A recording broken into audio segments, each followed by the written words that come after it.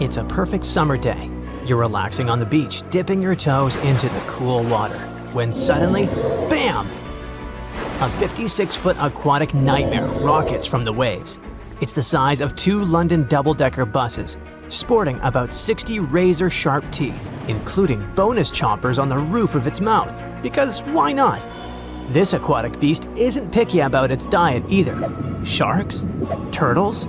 Other sea monsters? Yep, they're all on the menu. Meet the mosasaur, a group of marine reptiles that ruled the oceans millions of years ago. If you've seen Jurassic World, you'll recognize them as the stars of that epic moment when a massive creature leaps out of the water to snatch a great white shark like it's sushi. That's a mosasaurus, and it's every bit as terrifying as it sounds.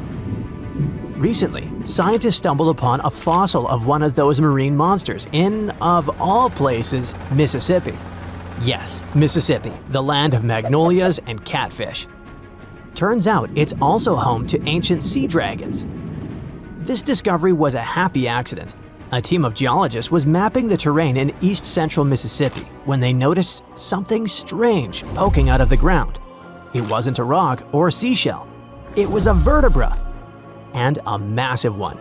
In fact, it was so large it barely fit in the hand of the scientist who found it. The fossil likely belonged to the largest known species of mosasaur, the Mosasaurus hoffmanni. Now, the biggest mosasaur ever found clocked in at a staggering 56 feet long.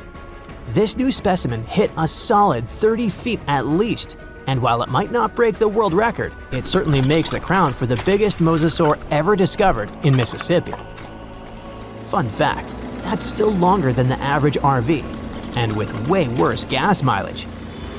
To be fair, the Mississippi Museum of Natural Science already had a couple of mosasaur fossils in its collection. But this newcomer might just steal the spotlight. And this isn't an isolated incident. In 2015, paleontologists unearthed the skull of a 24-foot-long mosasaur in North Dakota. Years later, a private fossil hunter, yes, that's a thing, found an equally huge mosasaur in Texas.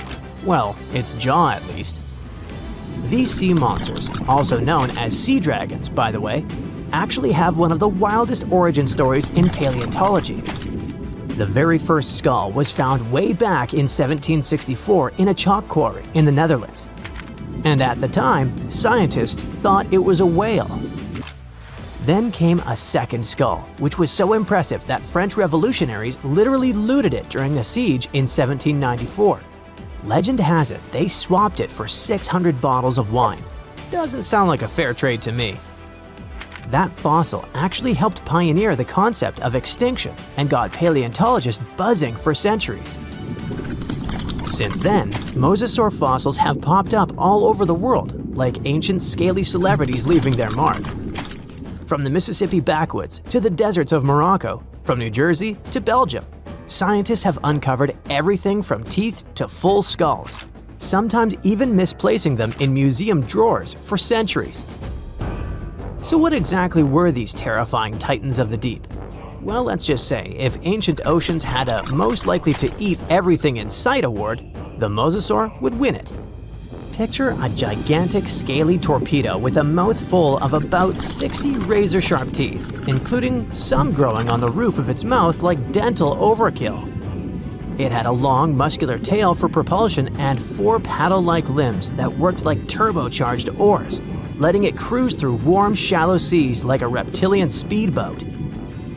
Scientists believe they were close relatives of modern monitor lizards and snakes, which honestly just makes both of those animals way more terrifying.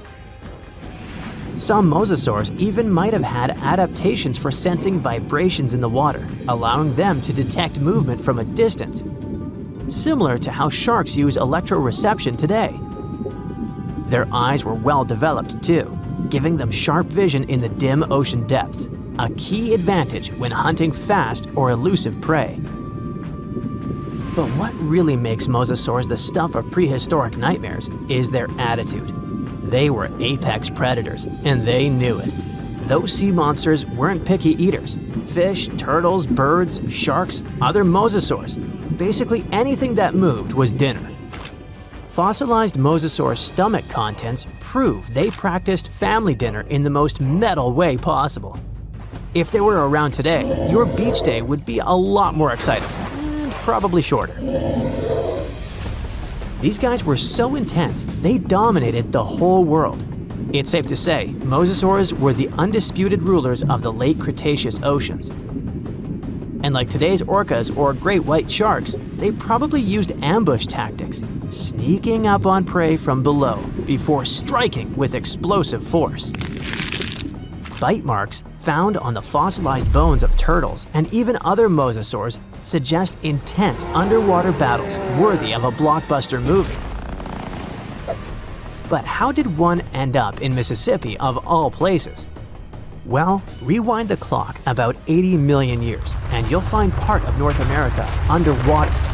A vast shallow sea known as the Western Interior Seaway split the continent in two, running from the Gulf of Mexico to the Arctic Ocean. It was warm, teeming with life, and yes, crawling with sea monsters. This prehistoric seaway was a watery wonderland.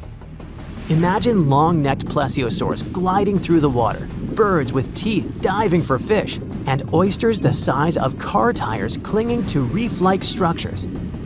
Even giant fish like this weird guy over here called it home. This ancient inland sea stretched over 600 miles wide in some places, but it was no more than a few hundred feet deep, making it ideal territory for predators like mesosaurs to thrive. The shallow depth also meant that their prey had few places to hide, turning the seaway into a prehistoric buffet. But the Western Interior Seaway wasn't a permanent fixture. As the Rocky Mountains rose, the seaway slowly disappeared. Over millions of years, it transformed from a shallow ocean to swamps and then to dry land. Today, what was once an ocean is now the Midwest, complete with cornfields, cows, and the occasional mosasaur vertebra hiding in the dirt. Now, this wasn't exactly the end of the mosasaurs. Sadly, even these monsters couldn't outswim extinction. Those massive sea beasts met their watery grave around 66 million years ago, when Earth got an unwelcome visitor, a 10-mile-wide asteroid. When that space rock slammed into what is now Mexico's Yucatan Peninsula, it unleashed destruction on a planetary scale. The impact triggered massive tsunamis, set forests ablaze, and shot so much debris into the atmosphere that sunlight was blocked out for months, maybe even years. This impact winter plunged Earth into a deep freeze. With sunlight gone, plants couldn't photosynthesize, and the food chain collapsed like a house of cards. On land, plant eaters starved, and predators like T-Rex soon followed. About 75% of all species on Earth disappeared. But don't think the oceans were a safe retreat. The seas were hit just as hard, if not worse. First came the mega tsunami that devastated marine life along coastlines. Then, the real villain arrived. You see, without sunlight, phytoplankton, those tiny microscopic plants that serve as the foundation of the marine food web, perished. With them went zooplankton, small fish and filter feeders. And when the buffet dried up, the big predators like the mosasaurs went hungry. No food, no future. With plunging temperatures and ocean acidification, even the ocean's top predators couldn't survive. Mosasaurs, along with plesiosaurs and ammonites, were wiped out in the blink of a geological eye. So ended the reign of sea monsters. The good news is that you can now swim at peace knowing that no sea dragon will ever come at you. I mean, it's a bummer that they went extinct, but let's be honest, beach days are way more relaxing without 56-foot lizards crashing the party. Thanks to sci-fi, we usually imagine extraterrestrials as smart beings with huge heads walking on two legs. But if life really exists out there, it could look like, well, anything. From an upside-down nightmare to a weird water creature looking like it was drawn by a toddler. But we don't need to travel across the universe, just back in time. Because a long time ago, Earth already had a creature like that. This is the story of the Tully monster, one of the most bizarre creatures that scientists still can't explain. Around 310 million years ago, Earth was a drastically different place. Today, our continents are scattered like pieces of a broken plate, but back then, during the Carboniferous period, the planet had one supercontinent, Pangaea. That was more than 200 million years before a T-Rex was chasing down a Triceratops. Huge areas were covered in warm, shallow seas and swampy coastlines, with thicker air and higher oxygen levels. Oceans were filled with creatures that never made it past evolution's experimental phase, like this little guy. At one point, the area that's now Illinois was just shallow coastal waters and muddy shores. Sediment from rivers often buried marine creatures, and sometimes trapped them in iron-rich nodules before they could rot away. That's how soft-bodied animals, which usually don't leave fossils, were preserved in detail at a spot known as Mason Creek. Every single Tully monster fossil we know of comes from this one place. It's entirely possible that these strange creatures were swimming all over the prehistoric world. But this could be the only graveyard that had the needed chemistry to preserve their bodies until we found them. But wait, what exactly is this thing? Well, first off, it was named after Francis Tully, the Illinois fossil collector who first found it and brought it to scientists. And second, it wasn't a monster, that's for sure. The animal was pretty small, usually only about 3 to 14 inches long. It had a soft, swimming torso shaped like a thick worm or a slug without any hard shells or bones. But its front end was both the coolest and the weirdest part. It had a long, flexible nozzle sticking out of its face, almost like a vacuum hose, except at the end of that hose was something resembling a claw. The snout itself wasn't rigid, it could extend and bend, similar to how an elephant uses its trunk, or how an octopus reaches with an arm. So instead of biting prey directly, it probably reached out with its face tentacle, grabbed a snack, and pulled it in. Its eyes were another weird, one-of-a-kind feature. They were positioned on a stiff horizontal bar extending from its head, with one eye at each end. This setup gave it a wild field of view, similar to how a periscope or side-mounted cameras can help you see more. Most animals fall into two groups, vertebrates and invertebrates. Vertebrates have a backbone like fish, dinosaurs, dogs, and us humans. Invertebrates don't, like worms, snails, and insects. The Tully monster is one of the rare cases where scientists still argue what it was. When scientists look at the fossils, they see a pale stripe running down the middle of the body. One group says that's just a gut line, which would put the Tully monster in the squishy invertebrate camp, meaning it was a weird swimming slug. But another group claims that it was a notochord, a kind of primitive stiffening rod that evolves into a spine. If they're right, that would make the creature a vertebrate, a distant cousin of fish and even us. Basically, all of this makes the Tully monster a mix of a fish, a worm, and a crab, something never found since. Based on that soft, squishy body and little stabilizer fins, we know the Tully monster wasn't exactly racing other fish. It wasn't fast, like a shark. It was more of a slow-motion cruiser. It probably drifted through the water using that long snout to poke around in the mud for jellyfish, sea cucumbers, or maybe even some rotting stuff. Despite its scary-looking claw and eyes, we can't tell for sure if it was a predator. The Tully monster was pretty well adjusted, so we don't know why it went away. If we look at the fossil record, this creature had disappeared way before the massive extinction events wiped out the dinosaurs or the earlier marine life. There wasn't an asteroid or a volcano involved. Perhaps it vanished because its home wasn't the same anymore. Remember, the Carboniferous period was a wet, swampy world. But as time went on, Earth's climate shifted. Tropical estuaries dried up and the chemistry of the water changed. This probably caused Tully's specific playground to disappear. As far as we know, the monster left no genetic heir. Usually, if an animal goes extinct, it leaves behind a cousin or a descendant that evolves into something else. Dinosaurs left us birds. Ancient fish left us, well, modern fish. But the Tully monster remains unique. There's nothing alive today that looks remotely like it. And that's exactly why scientists are still pulling their hair out trying to classify it. We aren't confused because we're missing the pieces. In fact, we have over 2,000 fossils. We're confused because we have nothing to compare it to. And who knows, oceans are largely unexplored, so we might run into some new creature eventually that will add new pieces to the evolutionary puzzle. The Tully monster might be the captain among the weird prehistoric swimmers, but it definitely wasn't alone. If we look back at the fossil record, especially during the Cambrian and Permian periods, we'll find a whole gallery of evolutionary experiments that look like they were designed by a committee of ETs. For example, we had hallucigenia, our upside-down creature. When scientists first found fossils of this tiny worm-like creature, they didn't know which side was up. On one side of its body, they saw long, sharp spines.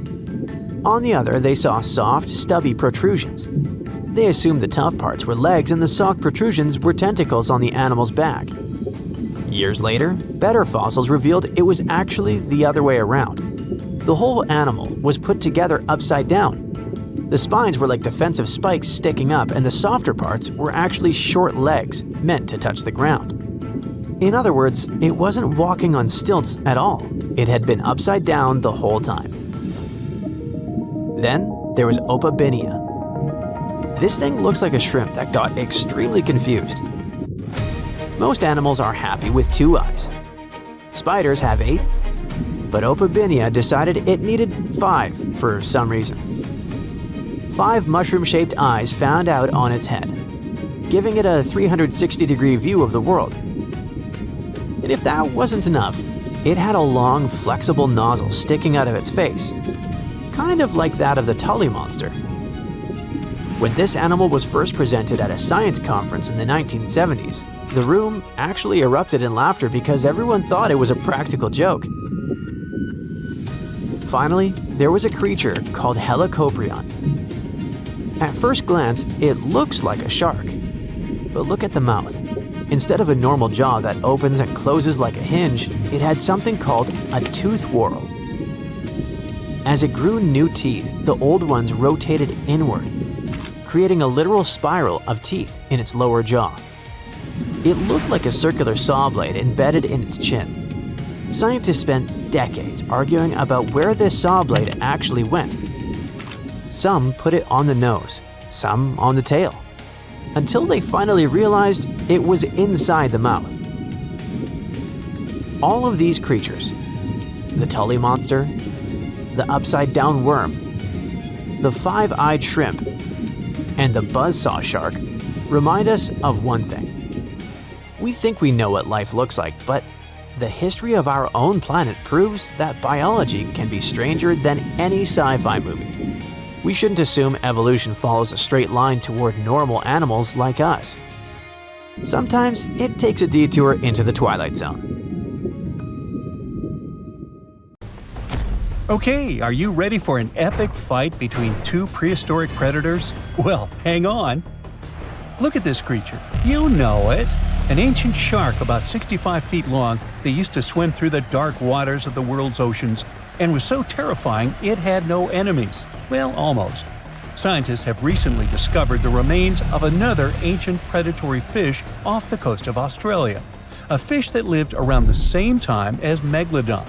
It was small, about the size of a dolphin, but it could pose a danger to the infamous shark. How is it possible if this creature was many times smaller? Well, let's take a look. This monster is called Jagucetus, and technically it wasn't exactly a fish. It was a distant relative of the modern baleen whale. Outwardly, it may seem quite cute, similar to that baleen whale I mentioned, but you wouldn't want to meet it in the ocean. It had the massive skull of a whale, large eyes the size of tennis balls, and a short snout with an immensely powerful jaw filled with razor-sharp teeth. In other words, it was like a shark version of the baleen whale. Jagucetus lived during an ancient period called the Oligocene, which was about 33 to 23 million years ago. At that time, there was an incredible abundance of life in the world's waters. Giant penguins, small whales, sharks 2 to 3 times larger than modern ones, primitive dolphin species, and many other unusual creatures. Now imagine that in this ancient and terrifying neighborhood, a giant megalodon met a Jagucetus. At first sight, it's not love. The megalodon's victory is obvious, but don't rush to write the Janjucetus off. It's agile and fast. It's quite possible that it was more mobile than Megalodon, and during the fight, it would have avoided a direct attack. The Megalodon would have lost sight of such a small opponent, while the Janjucetus would have swum up to the shark's belly and opened its jaws. They're small, but there are a lot of sharp teeth. Now, these teeth were designed to rip and cut. The Janjucetus would attack the Megalodon with a small but very unpleasant bite, and the shark would have swum away after such a punch. But who knows? Maybe Megalodon would have immediately eaten Janjucetus in the first seconds of the fight. Megalodon could have won, but in terms of speed and mobility, it would have lost. So let's look at something bigger, something that could actually have competed with Megalodon. It doesn't have to be a monster living at the same time as the ancient shark. We can make our own rules. Imagine that all ancient marine creatures ended up in the same pool with Megalodon. So its next opponent is the Liopleurodon. Now, initially, scientists thought that this monster could grow to be 82 feet long, which is even larger than Megalodon. But more accurate studies have shown that it only reached 32 feet, which is about the size of a modern orca. The Liopleurodon lived in the waters of Western Europe around 160 to 155 million years ago and shared territory with other dangerous reptiles such as ichthyosaurs and plesiosaurs. Yes, it was smaller than them, but it had one big advantage. The Liopleurodon possessed one of the largest jaws in the animal kingdom, which accounted for about 20% of the total length of its entire body. That's a mouth. Its jaws were about 6.5 feet long.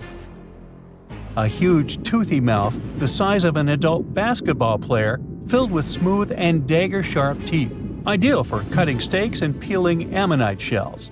And by the way, scientists suspect that ammonites and squid were the creature's main diet.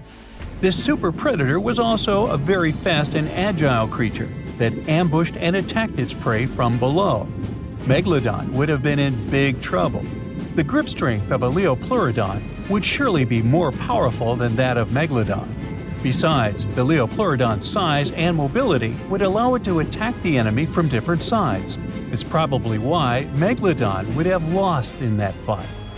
The next opponent for our Megalodon is the Dunkleosteus, and to be honest, this guy has almost no chance of defeating the large ancient shark. But the Megalodon probably wouldn't have beaten it either. The Dunkleosteus was one of the earliest predators of the ocean. It lived in the late Devonian, about 382 to 358 million years ago. Its size was about 13 to 32 feet or even less, and it also had no teeth. What? A predator without teeth? How did it survive in a dangerous prehistoric world? Well, it grabbed and chewed food with the help of special jaw growths. Those growths were so powerful that they could pierce steel, if there was any around. In a sense, these were not teeth, but bones. Okay, let's say the Megalodon grabbed this predator by the belly and it couldn't do anything with its growths. But the problem is that the Megalodon would have hardly done anything either, because the Dunkleosteus was a heavily armored fish. Just look at this shell. It probably limited its mobility, but it provided incredible protection. This monster felt like a big stone in the teeth of the Megalodon. It's unlikely that the Megalodon would have wanted to chew this stone. It would have spit it out, and both predators would have gone about their business. We've got a draw here. And now, the final match. Here's the next opponent. You see anything? Is this enemy invisible? What's happening? Ah, there it is. Meet the Telemonstrum. It's a tiny ancient monster, just 11 inches long. Huh? What can it do to a giant shark? Next to the Megalodon, the Telemonstrum is like a box of matches compared to a human. But if the Megalodon had had a developed brain, like people do, it would have been very scared of this creature and would have immediately swum away. Many people scream and run away in fear when they see a creepy insect crawling or flying, or when a mouse runs across the floor. Some of us jump on the couch in horror. Not all of us, but some. The Megalodon would have jumped out of the water like a dolphin if the Telemonstrum had charged at it. Just check it out. It looks like an underwater bike with a long trunk with a jaw at the end. And these handlebars, where you would put your hands to control your bike, are the eyes. It's like the eyes of a hammerhead fish, only thinner and longer. The body of a squid, cuttlefish fins, snail eyes, and a toothed proboscis. This is a horror movie character. Scientists say it probably hunted jellyfish, small fish, and shrimp. And it didn't chew the food, it licked it like ice cream. Obviously, it's not an opponent for the megalodon, but it's still a creepy monster. Well, what would have happened had it really started a fight with a megalodon? It would have been difficult for the ancient shark to find it. It would have been unlikely to catch this tiny monster in the mouth, and the telemonstrum wouldn't have been able to do anything to the megalodon either. However, I can think of one strategy. The creepy creature had a long trunk. What if it had just swum under the megalodon's fin and started licking it? If the shark had felt the tickles, then it would probably have worked.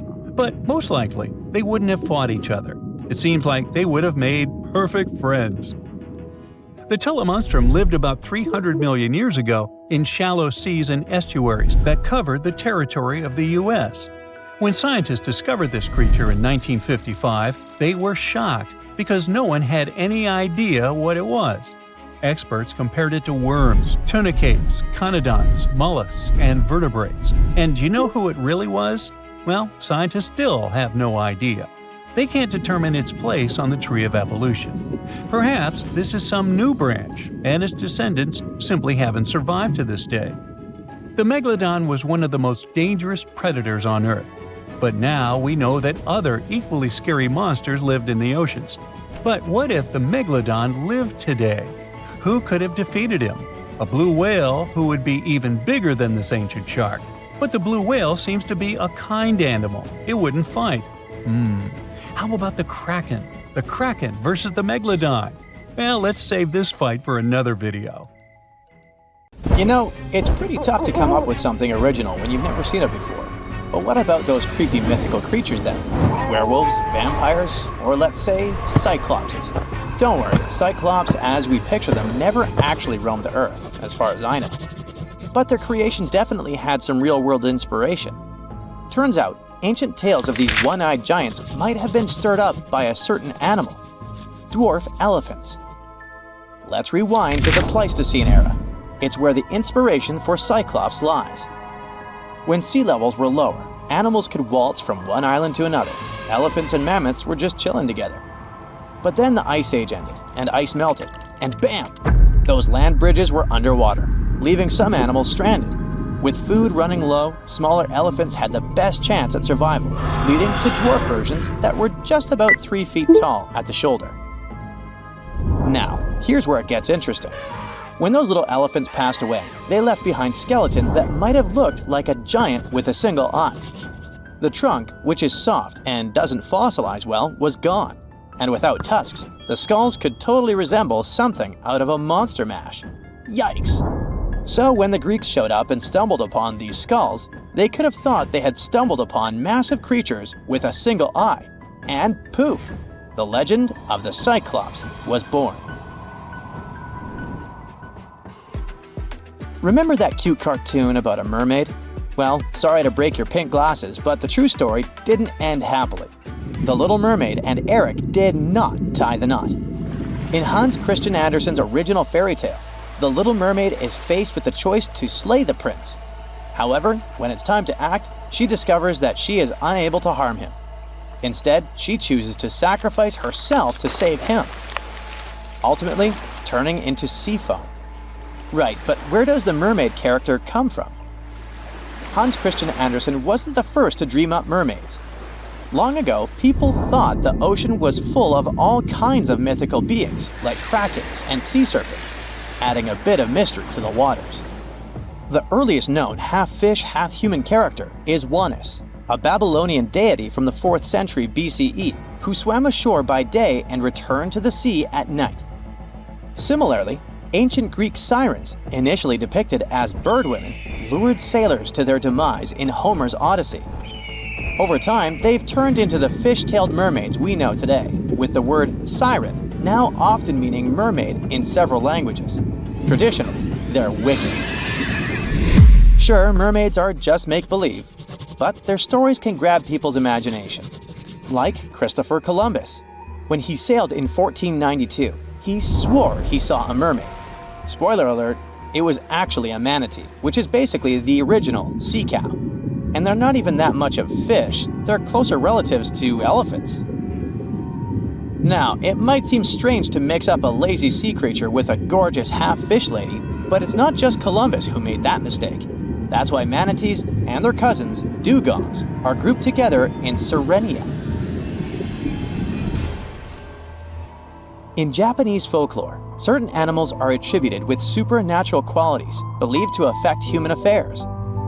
These entities fall under the category of yokai, specifically known as henge or shapeshifters. The most notable among these creatures are the cunning fox spirits called kitsune and the tanuki. Let's tackle this one step at a time. If you Google tanuki, you'll get a bunch of adorable pics in Google Images. The reason for that is simple. It is indeed tanuki in Japanese, but in English, we should say Japanese raccoon dog if we want to refer to an actual animal. However, the word tanuki can have two meanings, both an actual animal and its folklore namesake. The mythical version, called Bake Tanuki, pops up in stories and legends all over Japan, while tanuki are real animals. Bake Tanuki are portrayed as quirky, supernatural beings. In some areas, the tanuki is said to have shape-shifting abilities, similar to those of foxes. It can become anything or anyone, and some stories even claim that it can possess humans. Now, kitsune are inspired by foxes. Their looks speak for themselves.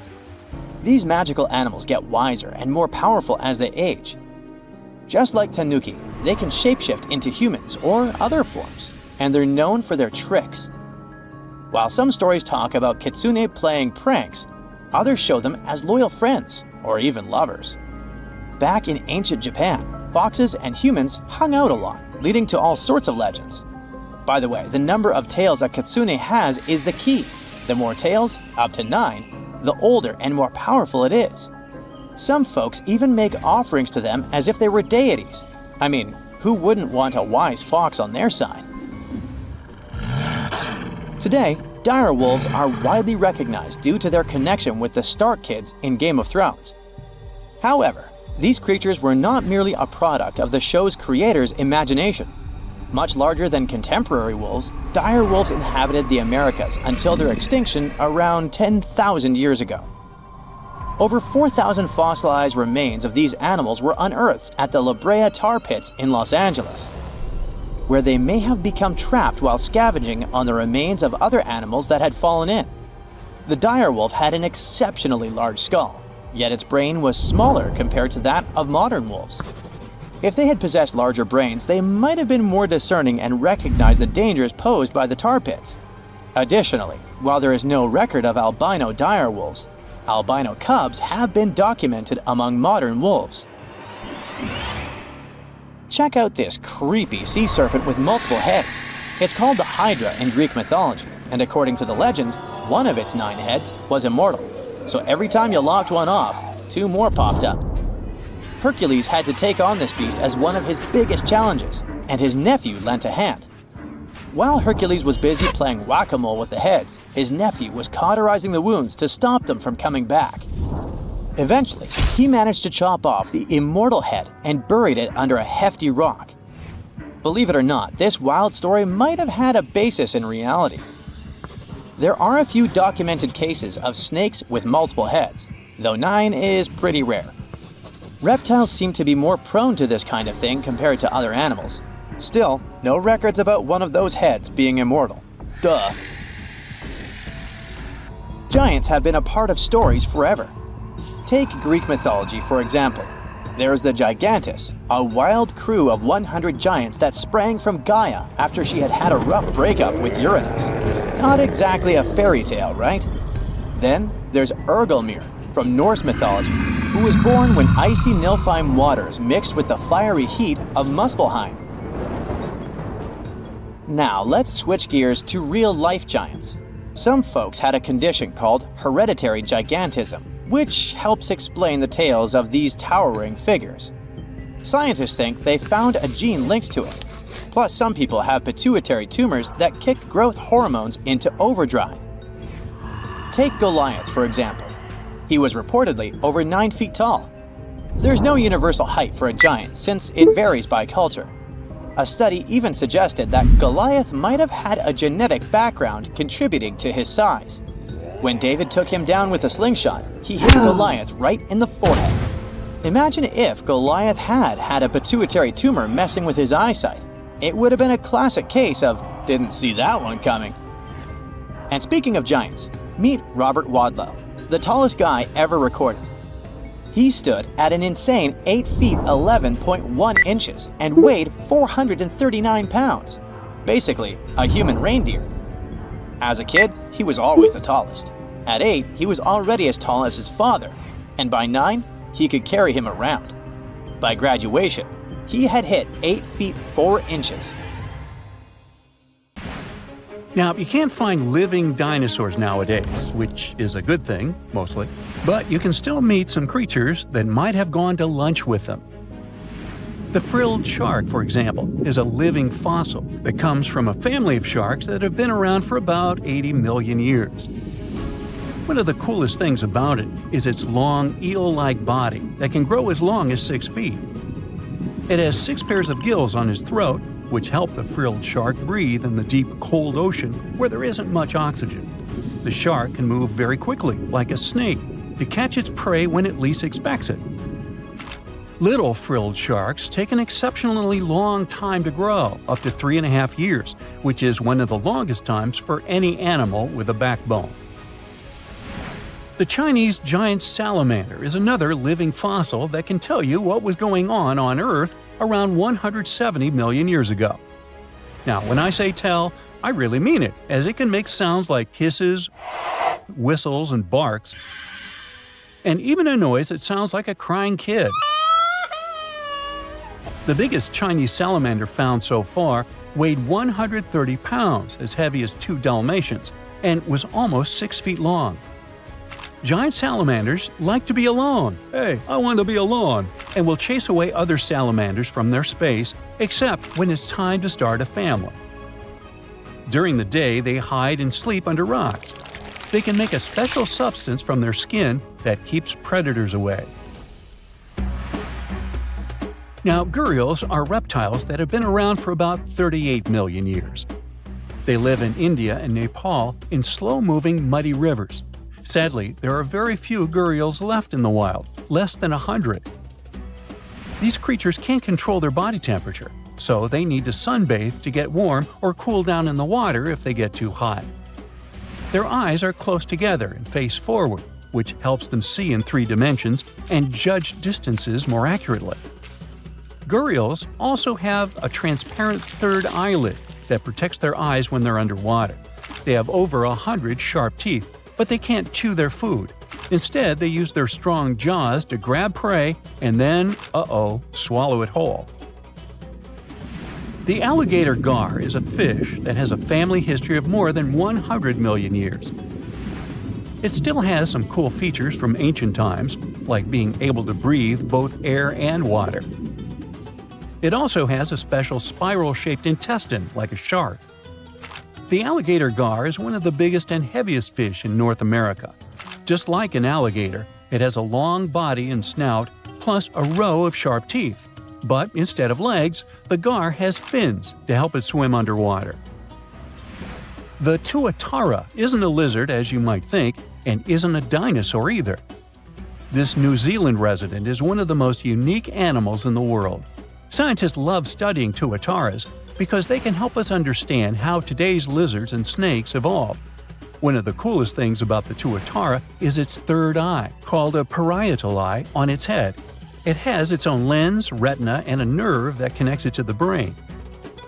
Scientists think it might help the tuatara know when it's light or dark outside and absorb sunlight to make vitamin D or help them keep their body temperature exactly right. Tuataras can live an extraordinarily long time, up to 100 years. Cassowaries are the youngsters on our list, as they've been around for only 60 million years. They have some things in common with dinosaurs, like their three-toed feet and how they breathe. Cassowaries love to eat fruit, lots and lots of fruit. This love of fruit helps the rainforest because when cassowaries eat the fruit, their bodies don't harm the seeds inside. As they move around the forest, they spread these seeds, you can guess how, with their own natural fertilizer, helping new plants grow. Cassowaries are big birds, about 6 feet tall and weigh over 100 pounds. They have a special claw on each foot that is 5 inches long, and they can use it to kick real fast. If they feel threatened, they can charge, kick, and even jump on someone. They can also leap up to 5 feet in the air. So, the best thing to do is stay far, far away from where they live. The order Notostraca is a group of crustaceans that you may know as tadpole shrimp or shield shrimps. These animals have been around for about 360 million years.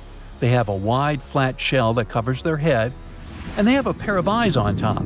These creatures can be found all over the world in different kinds of water, like freshwater, brackish water, and even salty pools. They can also look different depending on where they live. Notostracans aren't picky eaters and can snack on pretty much anything, from plants to small animals and other shrimps. Some of them are considered pests in places like California rice paddies because they stir up the mud, which blocks sunlight from reaching the young rice plants. Sturgeons are some of the largest fish species on the planet. They live only in the cool waters of the northern hemisphere and never travel below the equator. Even though they are huge, sturgeons don't have teeth. They eat by sucking food off the bottom of rivers, gulfs, lakes, and oceans. Scientists believe that sturgeons came from a group of fish that first appeared around 419 million years ago, long before dinosaurs even existed. Their ancestors survived a big extinction event that wiped out 90% of all species and went on to become the largest fish in many rivers in North America and Eurasia. Sturgeons can live up to 100 years old or even older. Female sturgeons can lay up to 3 million eggs at a time, but not all of the eggs eventually turn into real fish. Our next hero, the Pacific lamprey, has successfully lived through at least 4 mass extinctions. Its ancient ancestors evolved over 450 million years ago. These creatures have cartilage instead of bones and a third eye, which is a special light-sensing organ on top of their heads. Instead of a regular jaw, they have a mouth surrounded by teeth. They latch onto prey and sup up body fluids like real underwater vampires.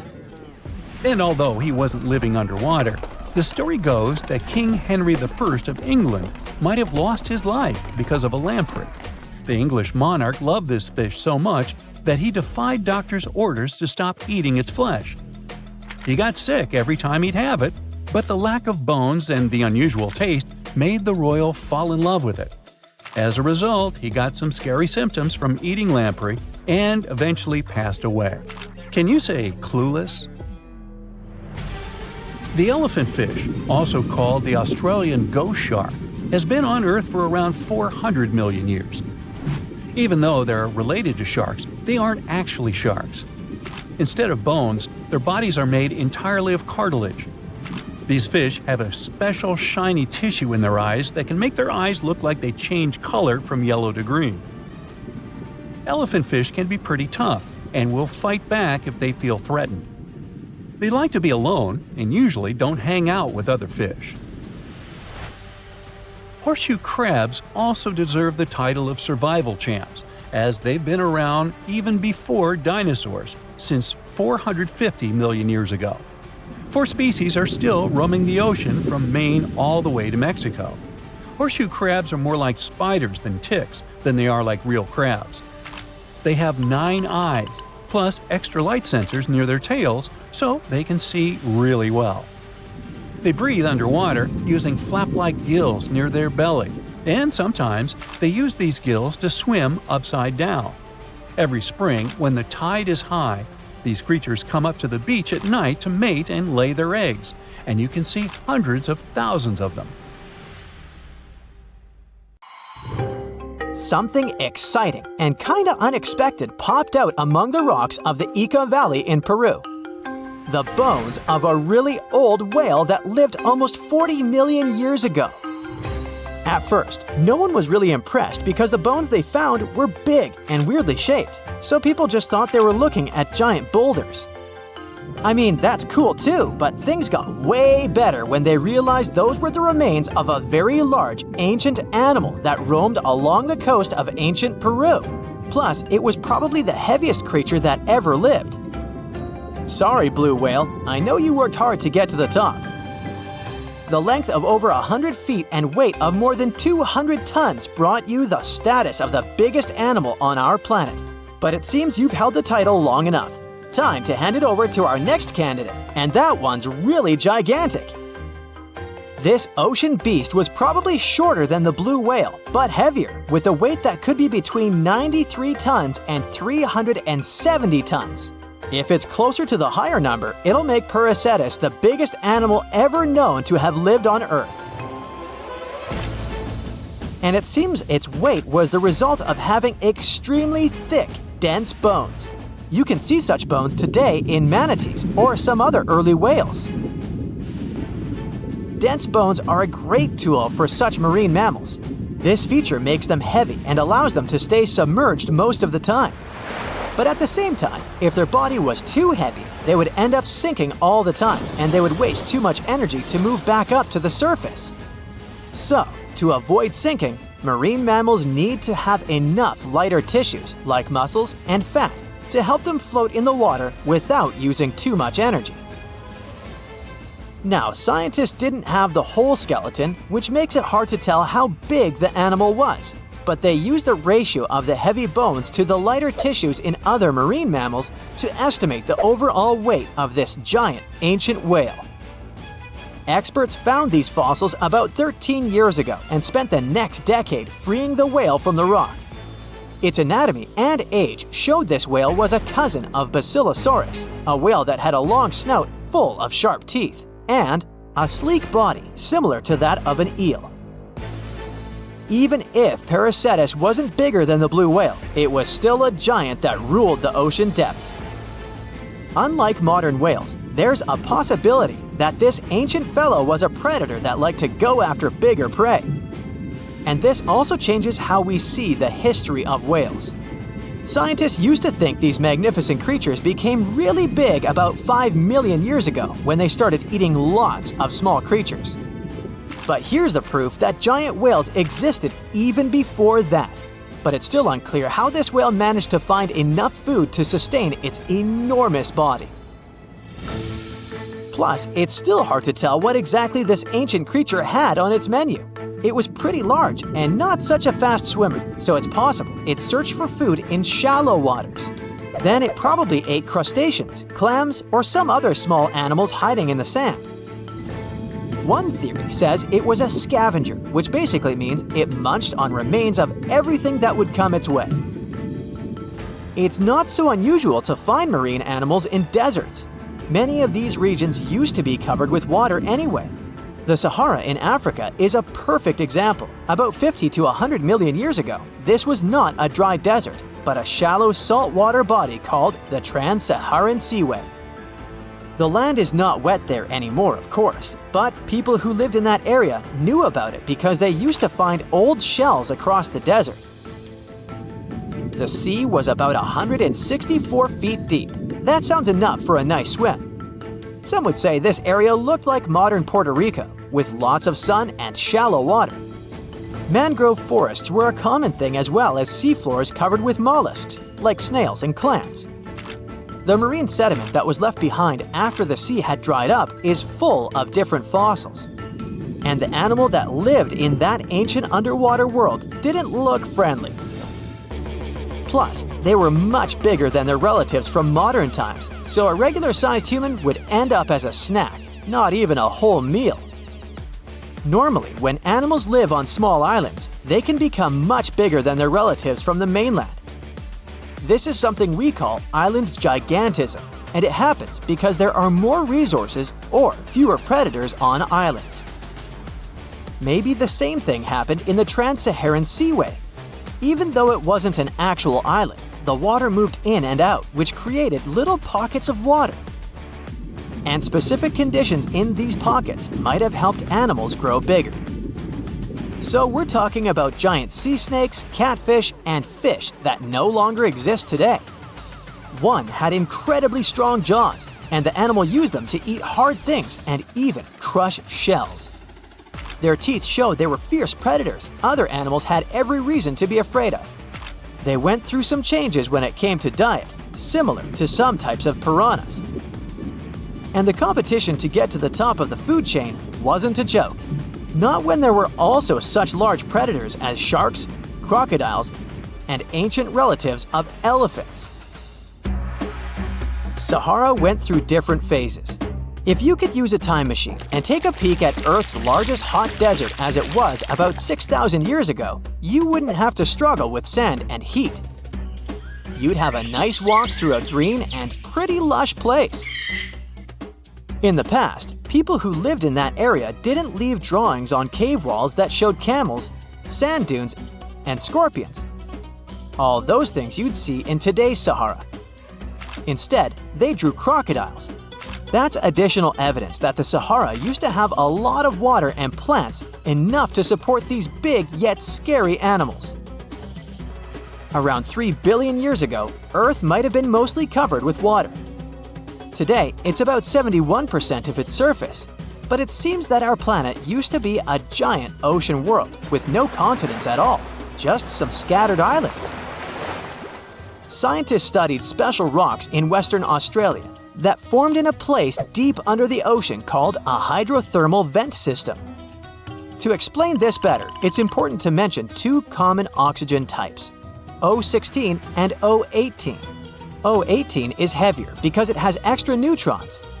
O16 evaporates from water more easily, and as researchers studied an old ocean floor, they found a lot of O18, more than in today's oceans. This way, they realized ancient Earth had less dry land than Earth today. Australia is a good spot to conduct these studies because a long time ago, it also used to be a beautiful place with large animals and lush rainforests.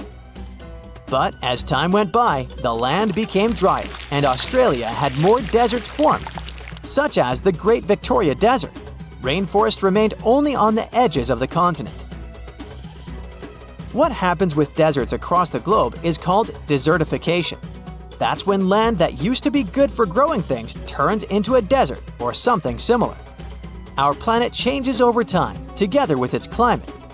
But desertification also happens because of human activities, like mining, farming, and building cities. And when land turns into a desert, it's a problem because it can't support people and animals anymore.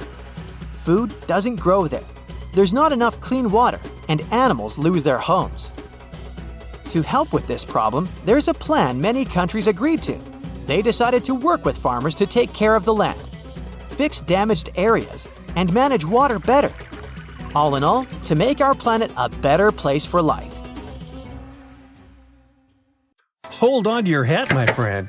These internet users came across some hauntingly spooky stuff IRL, but I'm guessing you'll want to stay away even from these pics. Picture this. You're boarded and ready for takeoff in a huge Boeing jet. It's your first time on an airplane. You were scared, but people kept telling you it was safe. You've convinced yourself it would be all right when the pilot comes on the speaker with some disturbing news. Good morning, folks. Our flight has been canceled for safety reasons.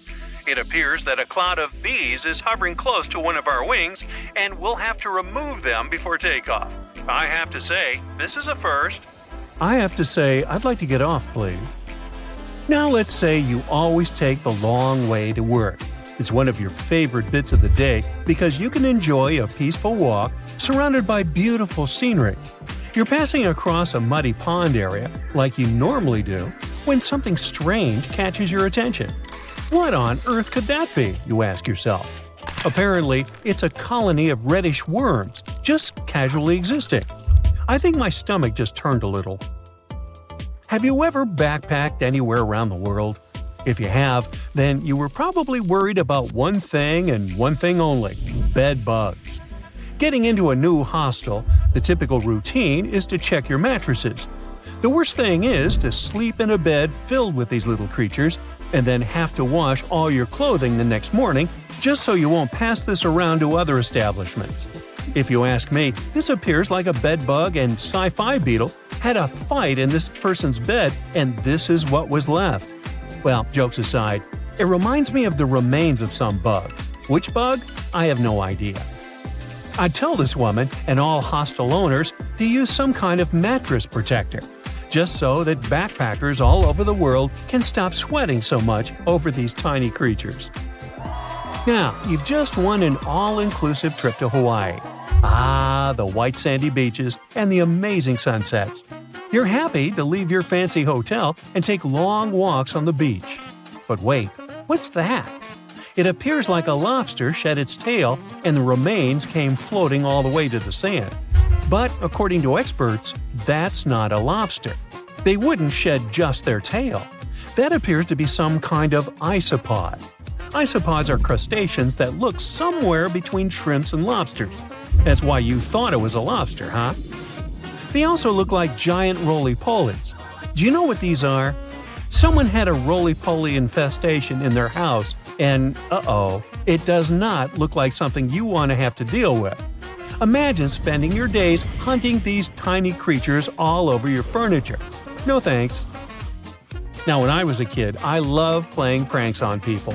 But I would be the first one to be completely spooked when someone played a prank on me. I'm guessing the person who ran into this thing on their office wall wasn't too pleasant. But hey, maybe it's karma, right? What goes around comes straight back around.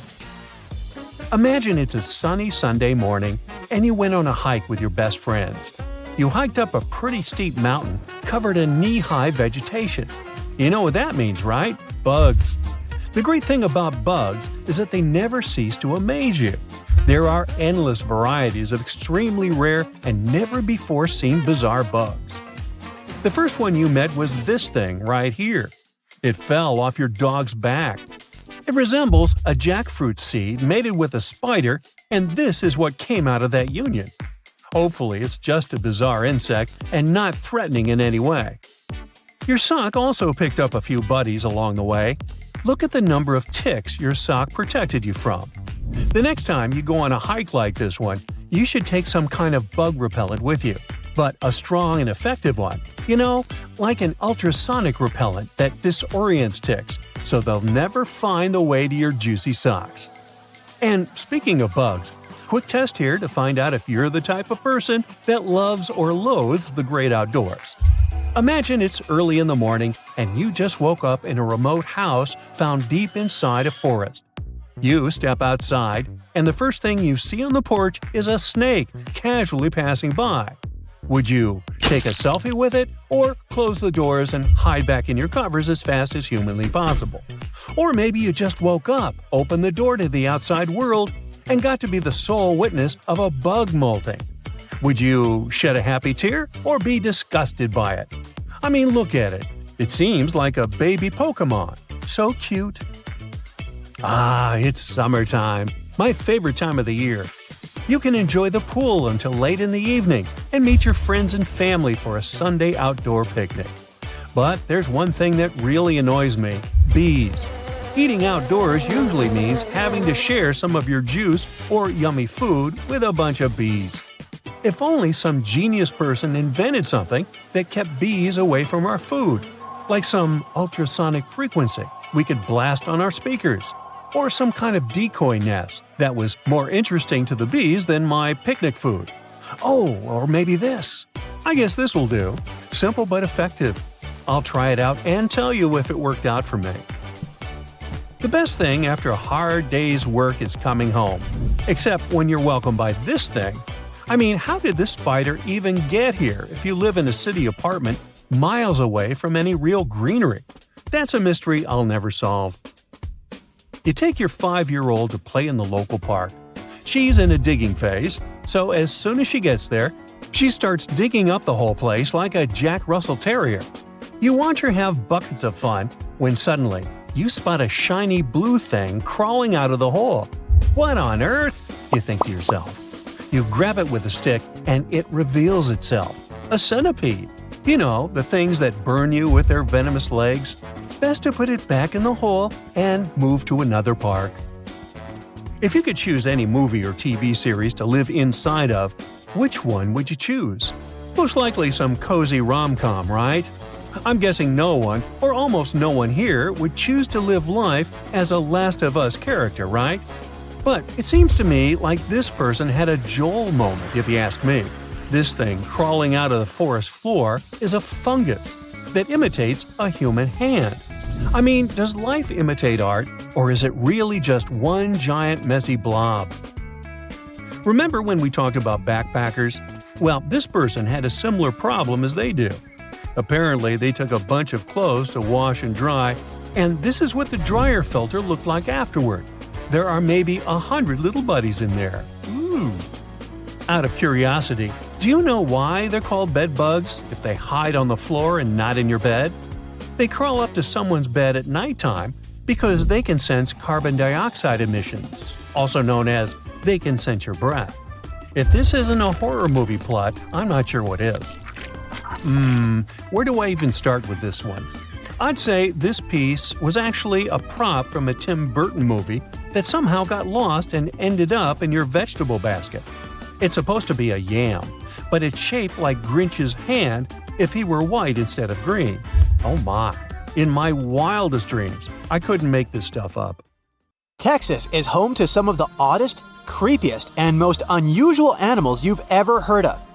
It might come as a surprise, but this state is full of creatures you'll hardly see in other places. So, let's have a look at the most amazing ones. This truly beautiful bright blue creature is called the blue sea dragon. Despite such an imposing name, the critter is actually tiny. Usually no bigger than a grape. You may find it on the beach or floating beside you in the water. Now, you need to remember one thing. However pretty this little slug may look, never ever touch it. One tourist spotted a few of these pretty dragons on the shore of Mustang Island. He scooped one of the creatures up. He wanted to film it. Luckily, he put it back into the water before it could sting him. Otherwise, it would have ended badly since the blue sea dragon is venomous. Despite their tiny size, their sting can pack a punch, all because of their diet. Their favorite dish is the Portuguese man-o-war, a jellyfish that has enough venom to paralyze small fish and crustaceans. The blue dragons first use mucus to neutralize the jellyfish's infamous stinging cells. And then they steal these cells from the man-o-war's tentacles and store and concentrate them within their own tissues. Then they release these stinging cells on contact, which makes their own sting more powerful, even worse than that of the man-o-war itself. These awesome creatures are also extremely sneaky. Even though their appearance is bright, to say the least, they're well-known masters of disguise. You see that vibrant blue coloring is actually on their bellies, and when they float on their backs, they simply blend with the water. As for their backs, they're gray to camouflage these animals on the seafloor. Now, how about a funny fact? A group of tiny dragons floating together is called a blue fleet. And another fact, blue dragons normally lay a string of around 16 eggs, and it takes them 3 days or so to hatch into larvae. Blue sea dragons rarely make it to the shore. They're soft-bodied, so when the animals finally get through the surf zone and are deposited on the shore, they're already broken apart. And still, watch out! Even in this case, the venom in their bodies doesn't dissipate. But of course, blue sea dragons aren't the only unusual animals inhabiting Texas. Have a look at this nightmarish creature, poisonous, slimy, and kinda immortal. Meet the hammerhead worm. The worst thing?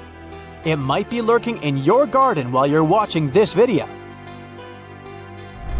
You can easily recognize this worm by its creepy spade-shaped head. It doesn't look like any other invertebrate you've ever seen. Or any other creature, that is.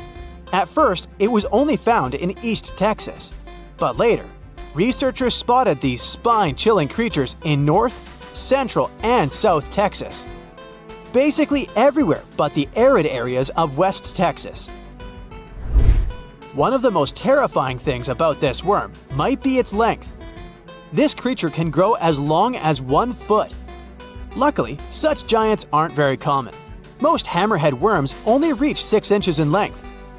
You can come across 2 species of these worms in Texas, and both of them will have a dark stripe down the middle. The larger of these 2 species munches on earthworms, which is actually a big problem.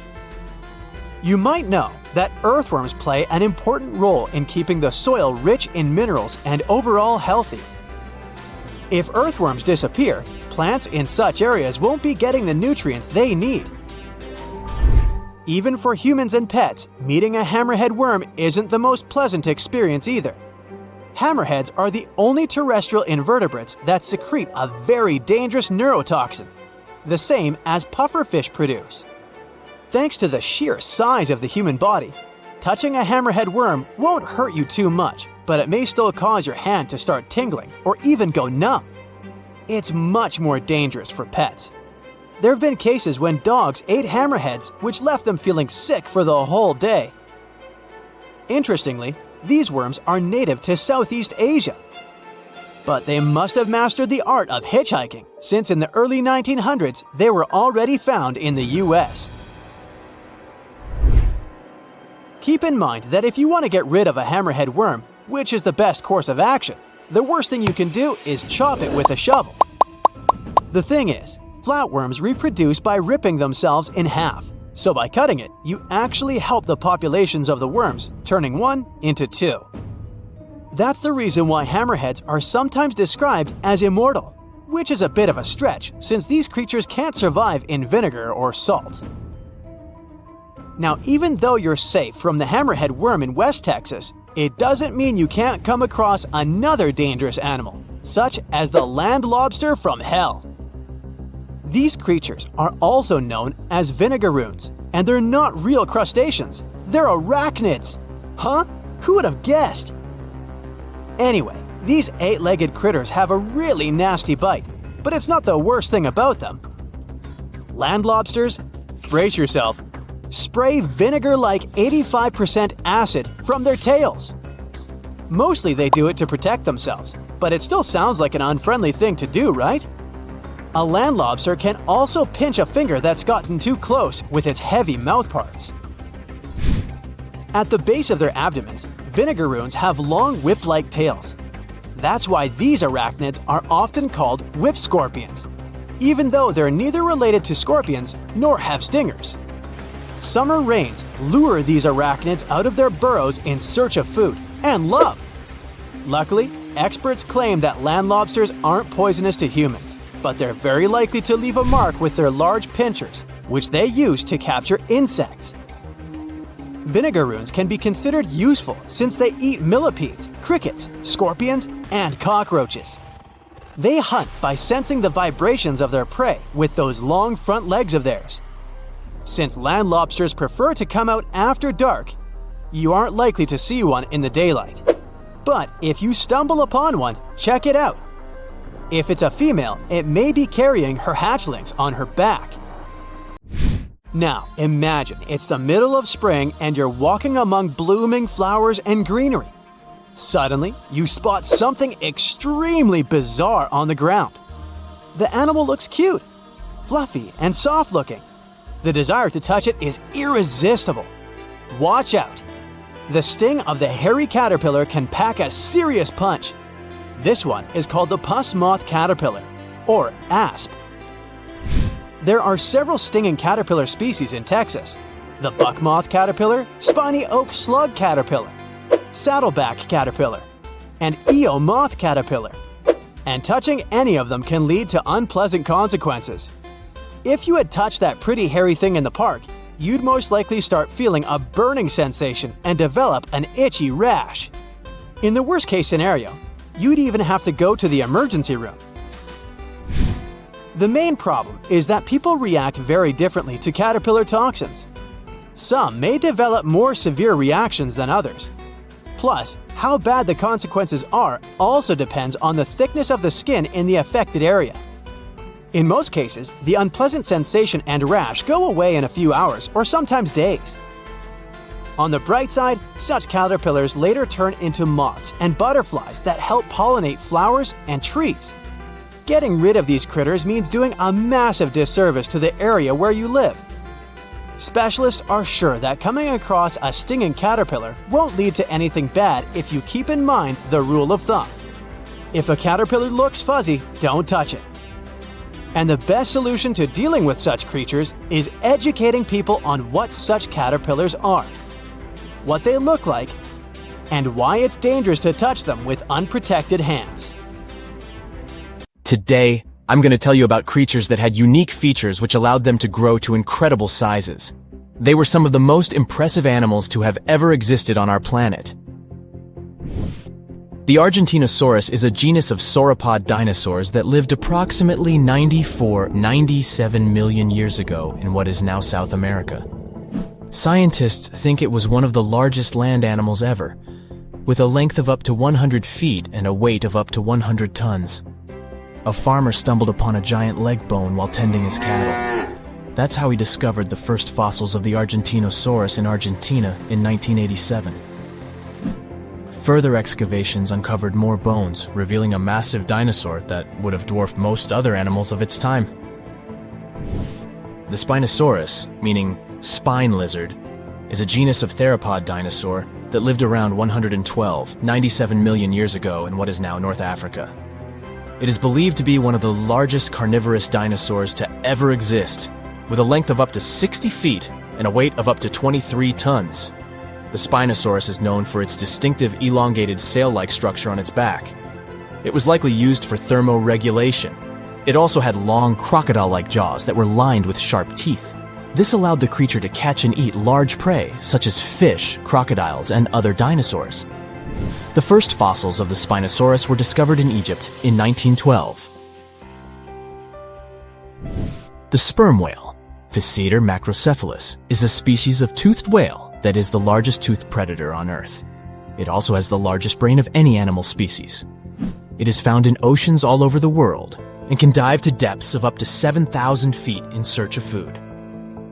You can easily recognize sperm whales by their massive, block-shaped heads, which can measure up to 1/3 of their total body length.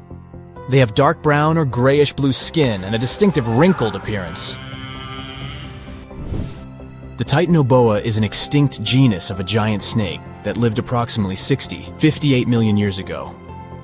It is considered to be the largest known snake ever. It could grow up to 42 feet and weighed around 2,500 pounds. The first fossils of the Titanoboa were discovered in a coal mine in Colombia in 2004. This discovery meant a lot because it provided insights into the size and behavior of snakes during the Paleocene-era, as well as the overall climate and ecosystem of the time. The blue whale, Balænoptera musculus, is the largest animal on Earth, measuring up to 100 feet in length and weighing as much as 200 tons. These marine mammals are found in oceans all over the world and can live up to 90 years. Blue whales have a long, streamlined body that is usually blue-gray in color with mottled patterns. They have a small dorsal fin and 2 pectoral fins that are about 1/3 the length of their body. Blue whales feed on tiny shrimp-like creatures called krill, and they eat a lot. A single adult blue whale can eat up to 8,000 pounds of krill in a day. The Leadsichthus is an extinct genus of large, bony fish that lived during the Jurassic period, approximately 155 million years ago. It is believed to be one of the largest fish that have ever lived. Some estimates suggest that it could grow up to 55 feet in length. The first fossils of Leadsichthus were discovered in England in the 19th century, and more recent discoveries have been made in other parts of Europe, South America, and Africa. Despite its enormous size, the Leadsichthus was a filter feeder, similar to modern-day whale sharks, and likely fed on plankton and other small organisms. The creature did it by simply swimming with its enormous mouth open, filtering water through its gills. The pterodostro is an extinct species of flamingo-like birds that lived approximately 35 million years ago. They were relatively small birds with a wingspan of about 2-3 feet. And they were known for their distinctive long, narrow beaks equipped with comb-like structures used for filter feeding. The pterodostro lived in shallow bodies of water, like lakes and lagoons, and mostly fed on small crustaceans and other tiny organisms. The animal filtered them from the water using the comb-like structures on the inside of its beak while swimming through the water. The African elephant is the largest land animal on Earth and one of the most recognizable ones. There are two species of the African elephant: the savanna elephant, Loxodonta africana, and the forest elephant, Loxodonta cyclotis. You can see them in various parts of sub-Saharan Africa. These creatures can be identified by their large size, gray skin, and long trunks. African elephants can grow up to 13 feet tall and weigh up to 14,000 pounds, depending on the species and gender. Think you know what lurks in the depths of the ocean? While nearly 95% of our oceans haven't been explored yet, it's hard not to let your imagination run wild. But thanks to brave explorers, deep-sea cameras, and awesome archaeologists, we do know about some pretty incredible sea creatures living in our waters today, and millions of years ago. From the 9-foot spider crab to the 60-foot prehistoric megalodon, these sea dwellers come in all shapes and sizes. But let's focus on sea creatures famous for their huge size. Can you guess which living species of whale is the largest?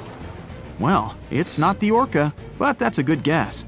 The orca is a toothed whale that can grow to anywhere from 23 feet to 32 feet, which is slightly smaller than a school bus. How about the narwhal? Nope, they're not the biggest either. These unicorns of the sea live mainly in Arctic waters and only grow 13 feet to 20 feet in length, and that's including their 9-foot tusk. Tired of guessing? Okay, I give in. The largest whale that still exists today is the blue whale. At a jaw-dropping 82 feet to 105 feet, the blue whale is not only the biggest whale we know of, but is currently the largest animal to have ever lived on Earth. Seriously. These animals are bigger than a T-Rex, and even the prehistoric megalodon. If you were to put a blue whale next to a school bus, it would look like it could swallow it. Think about that. According to National Geographic, a blue whale's tongue can weigh the same as an elephant. And their hearts can weigh as much as a car. That doesn't even sound possible. It's no wonder these giants need to eat about 4 tons of krill every day.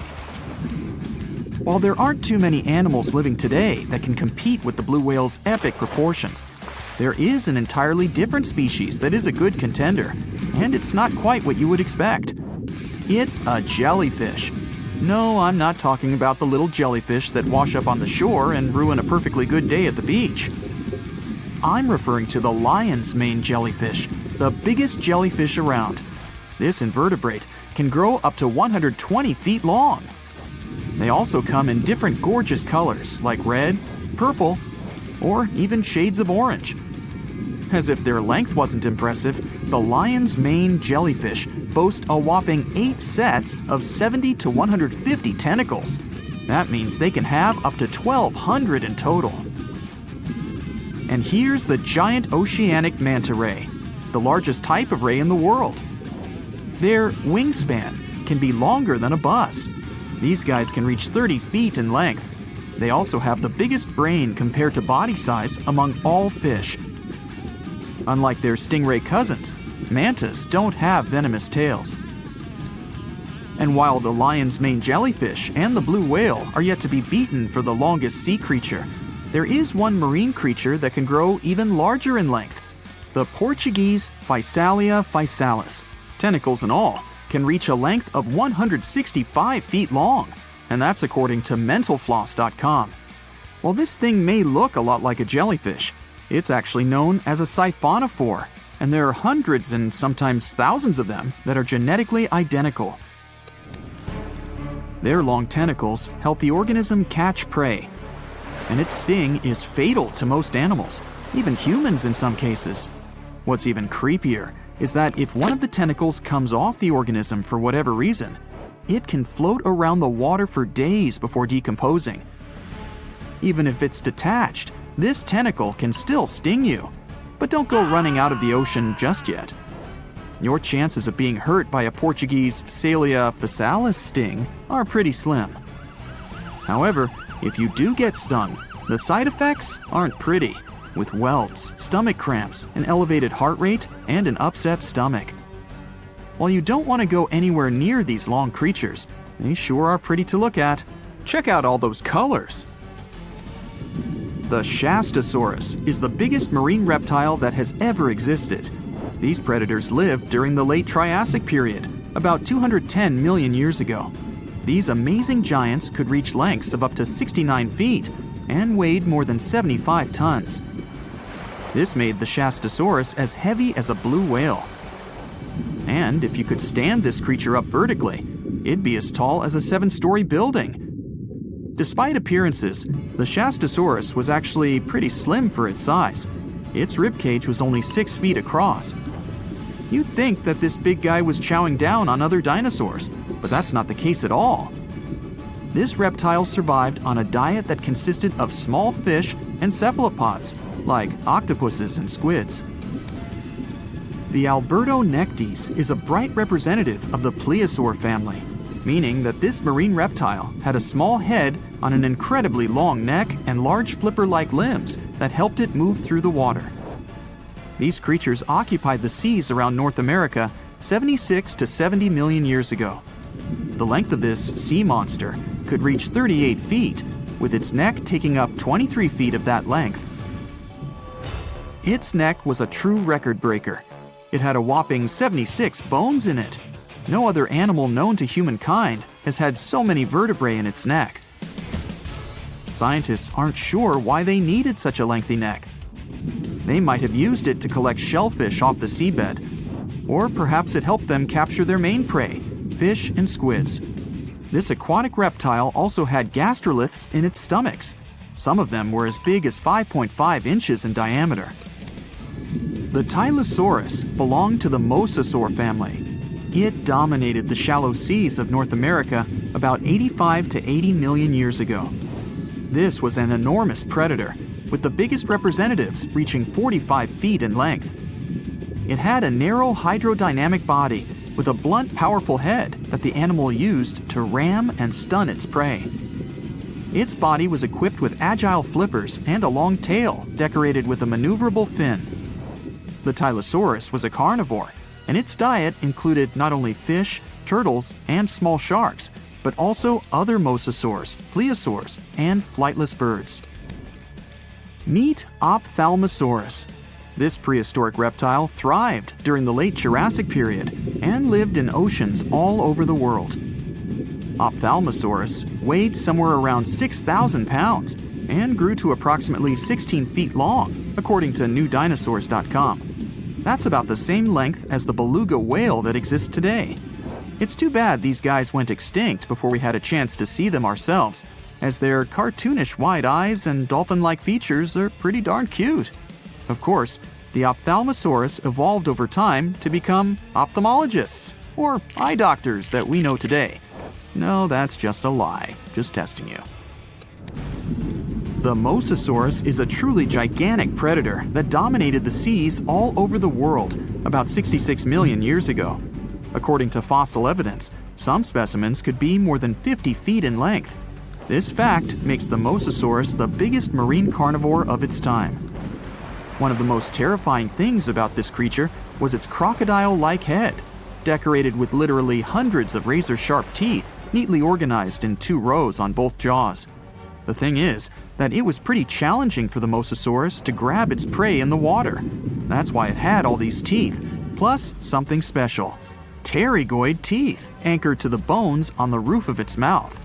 This made hunting and holding onto its prey much easier. The Styxosaurus belonged to the plesiosaur family and lived during the late Cretaceous period, around 85 to 70 million years ago. Upon first glance at this dinosaur, you might mistake it for a sea snake, and it'd be an honest mistake. Styxosauruses were about 35 feet in length, but over 16 feet of that consisted just of their long snake-like neck.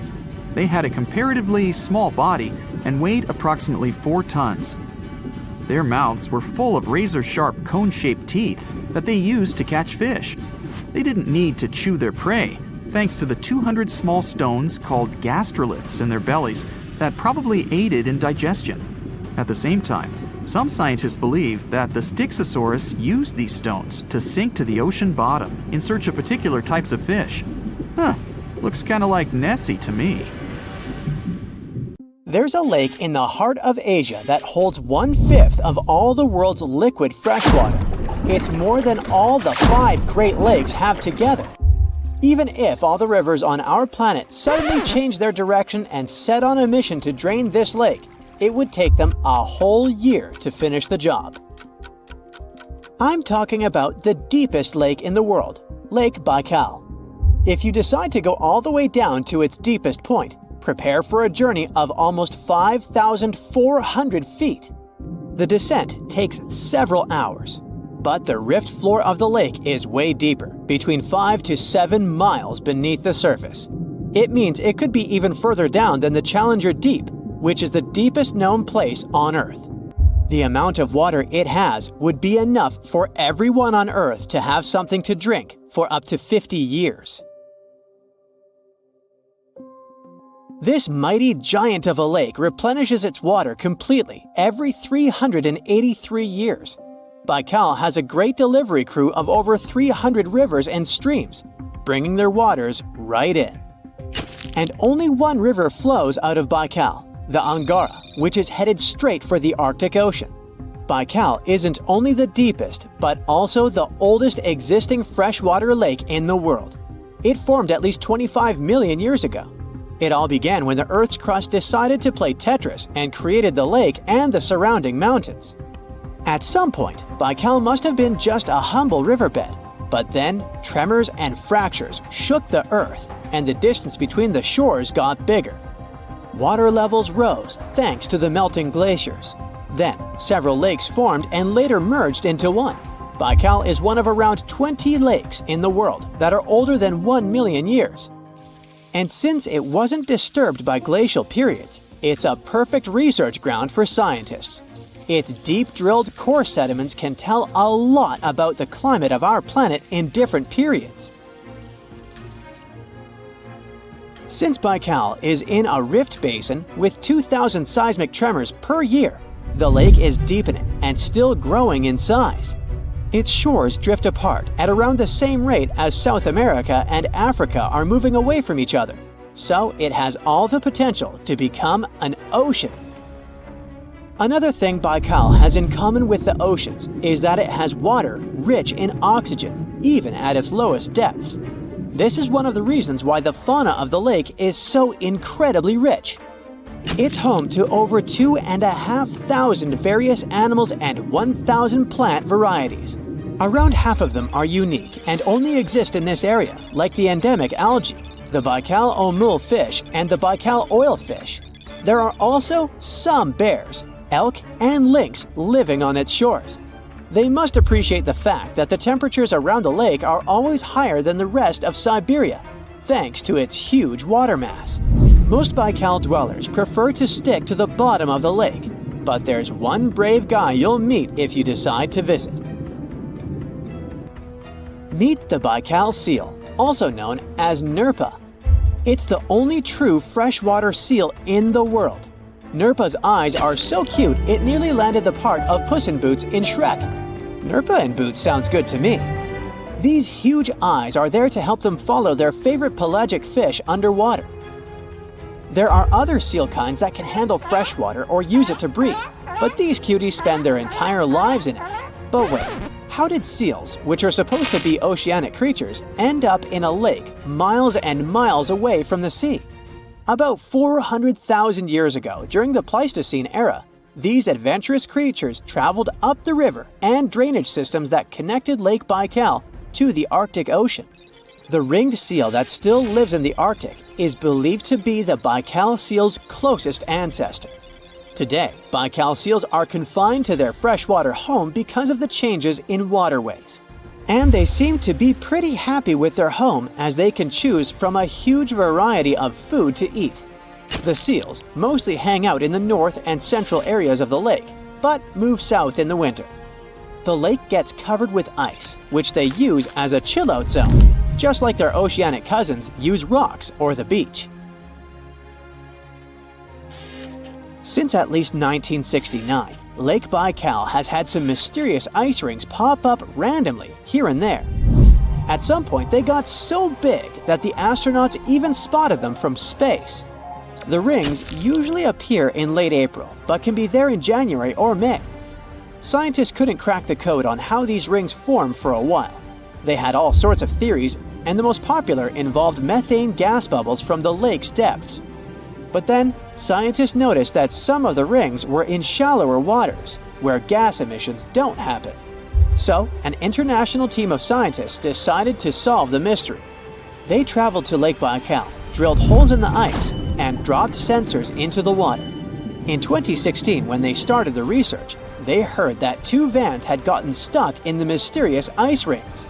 Once they had analyzed the data from the sensors, it turned out that the secret behind the rings was warm eddies flowing clockwise under its ice cover. The currents were less intense in the center of the eddies, so the ice above them was thicker at the edges. The waters of the lake are so clear that you can see some extremely deep parts up to over 130 feet down. This is thanks to the surrounding mountains that send off melting ice right in. Plankton that live in the lake also helps clean the floating debris. When this crystal clear water freezes, it forms an unusually thick and see-through layer of ice. The wind likes to play sculptor on Baikal and creates one-of-a-kind pieces of art here. It picks up water, which, of course, freezes into the most unusual designs. Frozen bubbles and icicles you've never seen before. The location and geography of the lakes and the cycles of melting and refreezing create the perfect conditions for this ice workshop. And you can even see rocks that seem to be floating. The bottom of the rock freezes to the surface of the ice. Then, the strong winds wear away the surroundings, leaving a perfect pedestal for the rock. If you think the floating rocks look eerie, how about Baikal's version of the Loch Ness Monster? The local Buryat people have a legend about the water dragon master that lives in the lake. A dragon is believed to be the most powerful creature living on Earth in Asian mythology. They believe there are 4 dragons living in the 4 seas, each responsible for one of the cardinal directions. Baikal is the North Sea in this story. The image of this dragon is supposedly etched in ancient petroglyphs on the cliffs of Baikal. There's also a hefty stone slab that looks like a monument dated back to somewhere between the 3rd and the 9th century BCE, depicting a mysterious water monster. Imagine the stories this stone could tell, echoing the whispers of a bygone era and leaving us to unravel the enigma of the Baikal cliffs. The legend says that a local warrior was chasing the dragon. He finally reached the largest Baikal island of Alkan. He was ready to face and defeat the dragon, but the beast turned into a beautiful girl, and they got married. That's one unusual twist to a classic defeat the dragon and take the girl story. So, local legends describe that dragon as a giant sturgeon with an almost gator-like snout and armored body.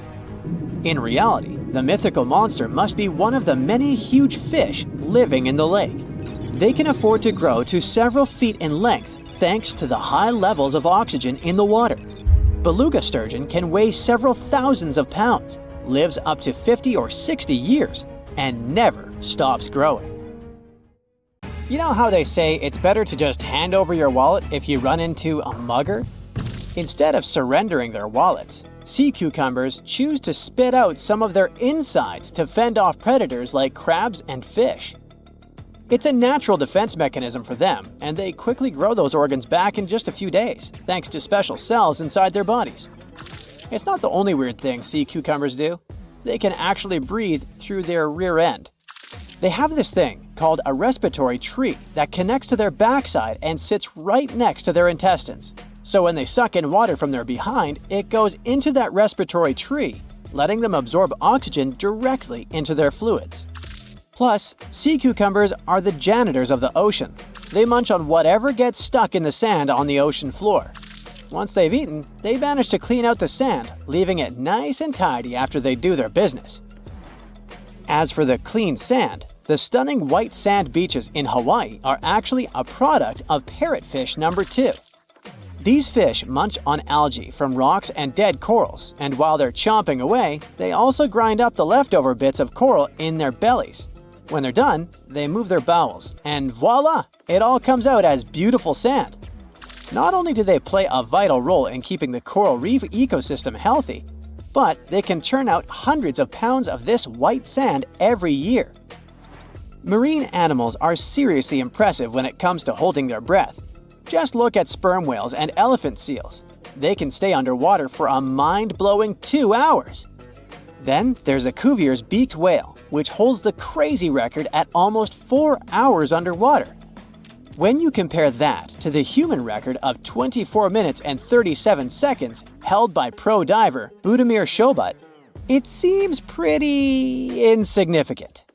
But what's the marine animal's secret that helps them excel humans this much? Unlike us, these sea creatures have a ton of hemoglobin and myoglobin in their blood and muscles, allowing them to store way more oxygen. When their oxygen runs low, myoglobin steps up and releases even more. Plus, they can tolerate higher levels of CO2, so they don't feel the need to breathe as quickly. There's even a study that found their myoglobin molecules have a unique charge that keeps them from sticking together, which boosts oxygen storage. And on top of all that, they can slow down their heart rate and restrict blood flow to hang out underwater even longer. Rumor has it that about 540 million years ago, a meteor loaded with frozen octopus eggs smashed into Earth. Sounds like a delirium, but some scientists are entertaining a very questionable idea that octopuses and their cephalopod buddies, like squids and cuttlefish, might actually have some extraterrestrial origins. The thing is, cephalopods have extraordinary DNA that doesn't look like any other DNA on our planet. They've got around 33,000 protein-coding genes in their genome, which is way more than what we humans have. A recent study suggests that their evolutionary story shows some odd traits that might hint at a connection to space, like they could be from some super far-off past, or even the future. The researchers went as far as to claim that modern octopuses could be the descendants of these frozen creatures that hitched a ride on comets and splashed down in our oceans. And why octopuses? Well, they really stand out in the animal kingdom. They can use different tools to build their own houses, and they can even solve everyday problems independently of their brain, as 2/3 of an octopus's neurons are in its arms. These traits seem to have just appeared out of nowhere during evolution. They even tossed around another quirky theory. What if an extraterrestrial virus crashed into early squid populations and gave them a crazy boost in evolution, turning them into the octopuses we know today? Anyways, these are just fun speculations without any hard proof. Now, this funky object is an animal, not a rock. It's called sand dollar. Just look at the shape of its shell. Once sand dollars are exposed to the sun, their shells lose their soft, spiny covering and become bleached white. Back in the day, beachcombers thought these shells looked a lot like big silver coins, kind of like the old Spanish dollar that was about the same size. But if you prefer, you can call them sand cakes instead. These quirky creatures have tiny spines on their surface, and they glide along the ocean floor. They use small tube feet that line the grooves on their underside to grab bits of food like plankton and algae, which they then send to their mouths. Inside, they have 5 triangular teeth that help them munch on their meals. In some Georgia folklore, sand dollars are said to represent coins lost by mermaids. Sand dollars have a unique talent for cloning themselves. They can do this for a bunch of reasons, like when a predator comes around. Some species of sand dollar larvae can actually split in half as a defense mechanism. It takes about 24 hours for them to clone themselves, and the new larvae end up being about 2/3 smaller than the original, which helps them hide from danger. Wait, is that a giant sea hot dog racing through the ocean? Sorta. Some scientists have joked that sperm whales seriously resemble enormous hot dogs. These massive creatures can take quick naps, standing up for about 10 to 15 minutes. They only sleep about 7% of the time, mostly between 6 p.m. and midnight. Sperm whales also have a cool ability to retract and extend their eyes thanks to a thick retractor muscle around them, but they can't actually roll their eyes in their sockets. Plus, they have the most asymmetrical skull of any mammal out there. Oh, and let's not forget, they have the largest brain of any living creature, weighing in at over 9 pounds. Unlike us humans, if dolphins went into full-on snooze, they'd stop breathing and could drown. So they figured out a genius solution. They let only one side of their brain sleep at a time. This means one half stays awake to keep them breathing and watching out for any potential threats. When they snooze, they only close one eye. If their right brain is resting, their left eye is shut, and vice versa. This unique sleep style is called unihemispheric sleep, and it lets them recharge without ever fully losing awareness. On top of that, dolphins might be using corals and sponges like their own little pharmacies. Scientists have seen them rubbing their bodies against specific types of coral and sponges, suggesting they might be treating skin issues. They've even spotted dolphins lining up to take turns at these spots, using corals like Gorgonian coral Rumphella aggregata, leather coral, and some sponges. What's really fascinating is that researchers have analyzed these corals and found they contain compounds that could help with dolphin skin conditions, which can sometimes lead to infections and lesions. Now, the big question is figuring out exactly how each type of coral helps dolphins, and if it really boosts their health overall. Sea urchins aren't exactly the Usain Bolts of the ocean. They move slowly by crawling with their tube feet and occasionally give themselves a little push with their spines. These little guys have just 5 teeth, which they use like a beak to scrape algae off rocks, which I'm pretty sure is the ocean's version of an all-you-can-eat buffet. But since all that scraping wears their teeth down, they're in a never-ending dental replacement program. Scallops are the underwater equivalent of the world's most confused security cameras, sporting up to 200 tiny eyes on their shells. These eyes are high-tech. They can even adjust their pupils to light. Instead of working like ours, scallop eyes have a unique setup. Light goes through a pupil, lens, 2 retinas, and then hits a mirror made of guanine crystals that reflects it back. Scientists were puzzled about how they see since their main retina often gets blurry light. But it turns out, scallops can change their pupil size by about 50%. Just don't expect them to do it in a hurry, as it takes a few minutes. Now here's something really neat about orcas. They're expert hunters, and they do it in groups called pods. A pod can consist of up to 40 orcas, forming a very effective hunting team. Interestingly, there are distinct types of pods: resident and transient. Resident pods are more into fish, while transient pods have a taste for marine mammals. But no matter what type of pod they belong to, all orcas have one thing in common: they are master collaborators. They work together using smart hunting techniques that are often compared to the teamwork of wolf packs. Almost 95% of jellyfish's body is made of water. For comparison, the human body is 60% water. It's probably not a surprise since jellyfish don't have a heart, blood, eyes, or brain. The other 5% of their body weight is proteins, muscles, and nerve cells. Jellyfish have been around for more than 500 million years. This makes them older than dinosaurs. These creatures haven't changed much, and today's jellyfish are pretty much like their ancestors. Electric eels have small eyes that are not so effective in environments with no light, so they mostly rely on their electric organs. Those consist of 6,000 cells. Eels use them to stow power, similar to batteries. These creatures use electricity like bats use their radars or dolphins their sonar. An eel can also produce enough electricity to power a panel of light bulbs. There's a small tropical archer fish that can learn to recognize human faces. This fish has an interesting ability to spit small jets of water from its mouth. Researchers showed the fish the image of 2 different faces placed side by side. One was unknown and the other was familiar. The fish was supposed to spit water at the familiar one. The creature took the right guess more than 80% of the time. There's such a thing as a sea unicorn. That's an animal called the narwhal. Its horn is actually a tooth that can grow up to 10 feet long. Manatees, also known as sea cows, are distant relatives of elephants. Their weight can go up to 1,000 pounds. These creatures are vegetarian and need to eat around 10% of their total weight on a daily basis. That's lots of sea salad. In some cases, manatees share space with alligators, but they get along pretty well. You can even find a photo from Florida where an alligator rides a manatee's back.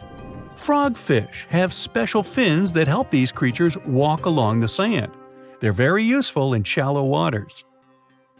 A ghost pipefish is hard to see, but once you spot it, you're bound to get really surprised. Its head makes up over 40% of its body. Crabs don't feel like wasting time on such formalities as putting foods in their mouth. That's why they taste it with their feet, which is where their taste buds are. Marine iguanas are the only lizards on our planet that like spending time in the ocean, even though they mainly live on land. They're herbivores that feed in shallow waters and swim like snakes. Iguanas use their long claws to hold on to the bottom when they need to graze. Green turtles can cross over 1,400 miles when migrating. They try to find the perfect spot to lay their eggs. Penguins sort of fly when they're underwater, reaching a speed of 25 miles per hour. More than 5 million years ago, I've heard, I wasn't around then, deep-sea worms and humans had a common ancestor. So we still share 70% of our genes with these creatures, and with sea stars, squid, and octopuses. Now, octopuses are in fact incredibly old. The oldest known fossil belongs to an animal that lived almost 300 million years ago. FYI, this is before our dinosaur buddies roamed the Earth. Wait, there's more! Octopus arms have a mind of their own. That's because 2/3 of their neurons lie in their arms, not in their heads. This means that their arms can problem solve how to open a shellfish, while their owner is worried about other stuff entirely. Talk about ninja-level multitasking. Oh, and like other animals, such as chimpanzees and dolphins, octopuses have proven to be good at maneuvering tools, like picking up old shells and using them as a temporary home. Now, of course, the most intelligent animals on our planet are humans, according to humans. But we don't seem to give pigs enough credit. Pigs are so smart they can play video games. No, not Minecraft. But in a recent academic study, scientists had 4 pigs play a joystick game. They had to manipulate the stick so that the moving ball would hit the wall and then they would get a treat. All 4 pigs did great in the test, which was surprising even to the scientists. Now, pigeons also aced an impressive test. They were trained to differentiate a Picasso painting from a Monet one, which they had no trouble learning. Then they were able to apply this knowledge, identifying works of art they had not previously seen, meaning they really understood the difference between each painter. Poor things are always seen as a nuisance. Now, if we placed kangaroos in an animal's most amazing ability contest, they'd win. It's mainly because they break the 4-legged rule. A special species of kangaroo, the red kangaroo, uses its tail to help propel it forward. Now, visually, it has 4 limbs, but in practice, it uses 5. They're biologically built to use their tail as a 5th limb, since it's packed with articulated vertebrae and thick muscles. Of course, it had to be an Australian animal. Deep within the Sahara Desert, you'll find a little creature known as the fennec fox. This huge-eared animal adapted perfectly to survive in its hostile environment. The huge ears help them to dissipate the unbearable heat of the desert, as well as help them to hunt for underground prey. Now meet this guy. Unlike what its name might suggest, the red panda is closer to a raccoon than it is to a giant panda. You'll find a lot of these cat-sized creatures in the Himalayan region, hopping from tree to tree and bundled together trying to keep warm in the harsh weather. They're gentle and friendly like their big panda cousins, and occasionally enjoy eating some bamboo sticks. And then there are bees. Compared to humans, bees' brains are the size of pinheads, yet they are capable of astounding things. Let's say a bee is running low on energy after a long search flight. This bee desperately needs a drop of honey in order to continue flying, but smartly enough, she doesn't need to go back to the hive to recharge. She can ask a fellow beehive mate for a drop of honey, directly from this other bee's stomach and continue flying. This type of decentralized system allows them to build highly effective societies, one that bees don't need to push the queues in front of the honey cells, for example. Every year in the winter, great white sharks that live along the California coastline disappear. It feels as if they take a vacation for 30 to 40 days. The animals go to a point halfway between Hawaii and Mexico. They might do it to get some food, relax, or hang out with their buddies from other areas. The spot is now called the Whale Shark Cafe. Some types of sharks, like makos, whale sharks, or white sharks, breathe in a very specific way. It requires them to swim all the time. They also need to move quickly and with their mouth open. This way, the oxygen can enter and reach their gills. Sea sponges are some of the most primitive animals. They're immobile, don't have a mouth, eyes, bones, brain, heart, lungs, or any other organ whatsoever. And still, they're alive. There's such a thing as a sea unicorn. That's an animal called the narwhal. Its horn is actually a tooth that can grow up to 10 feet long.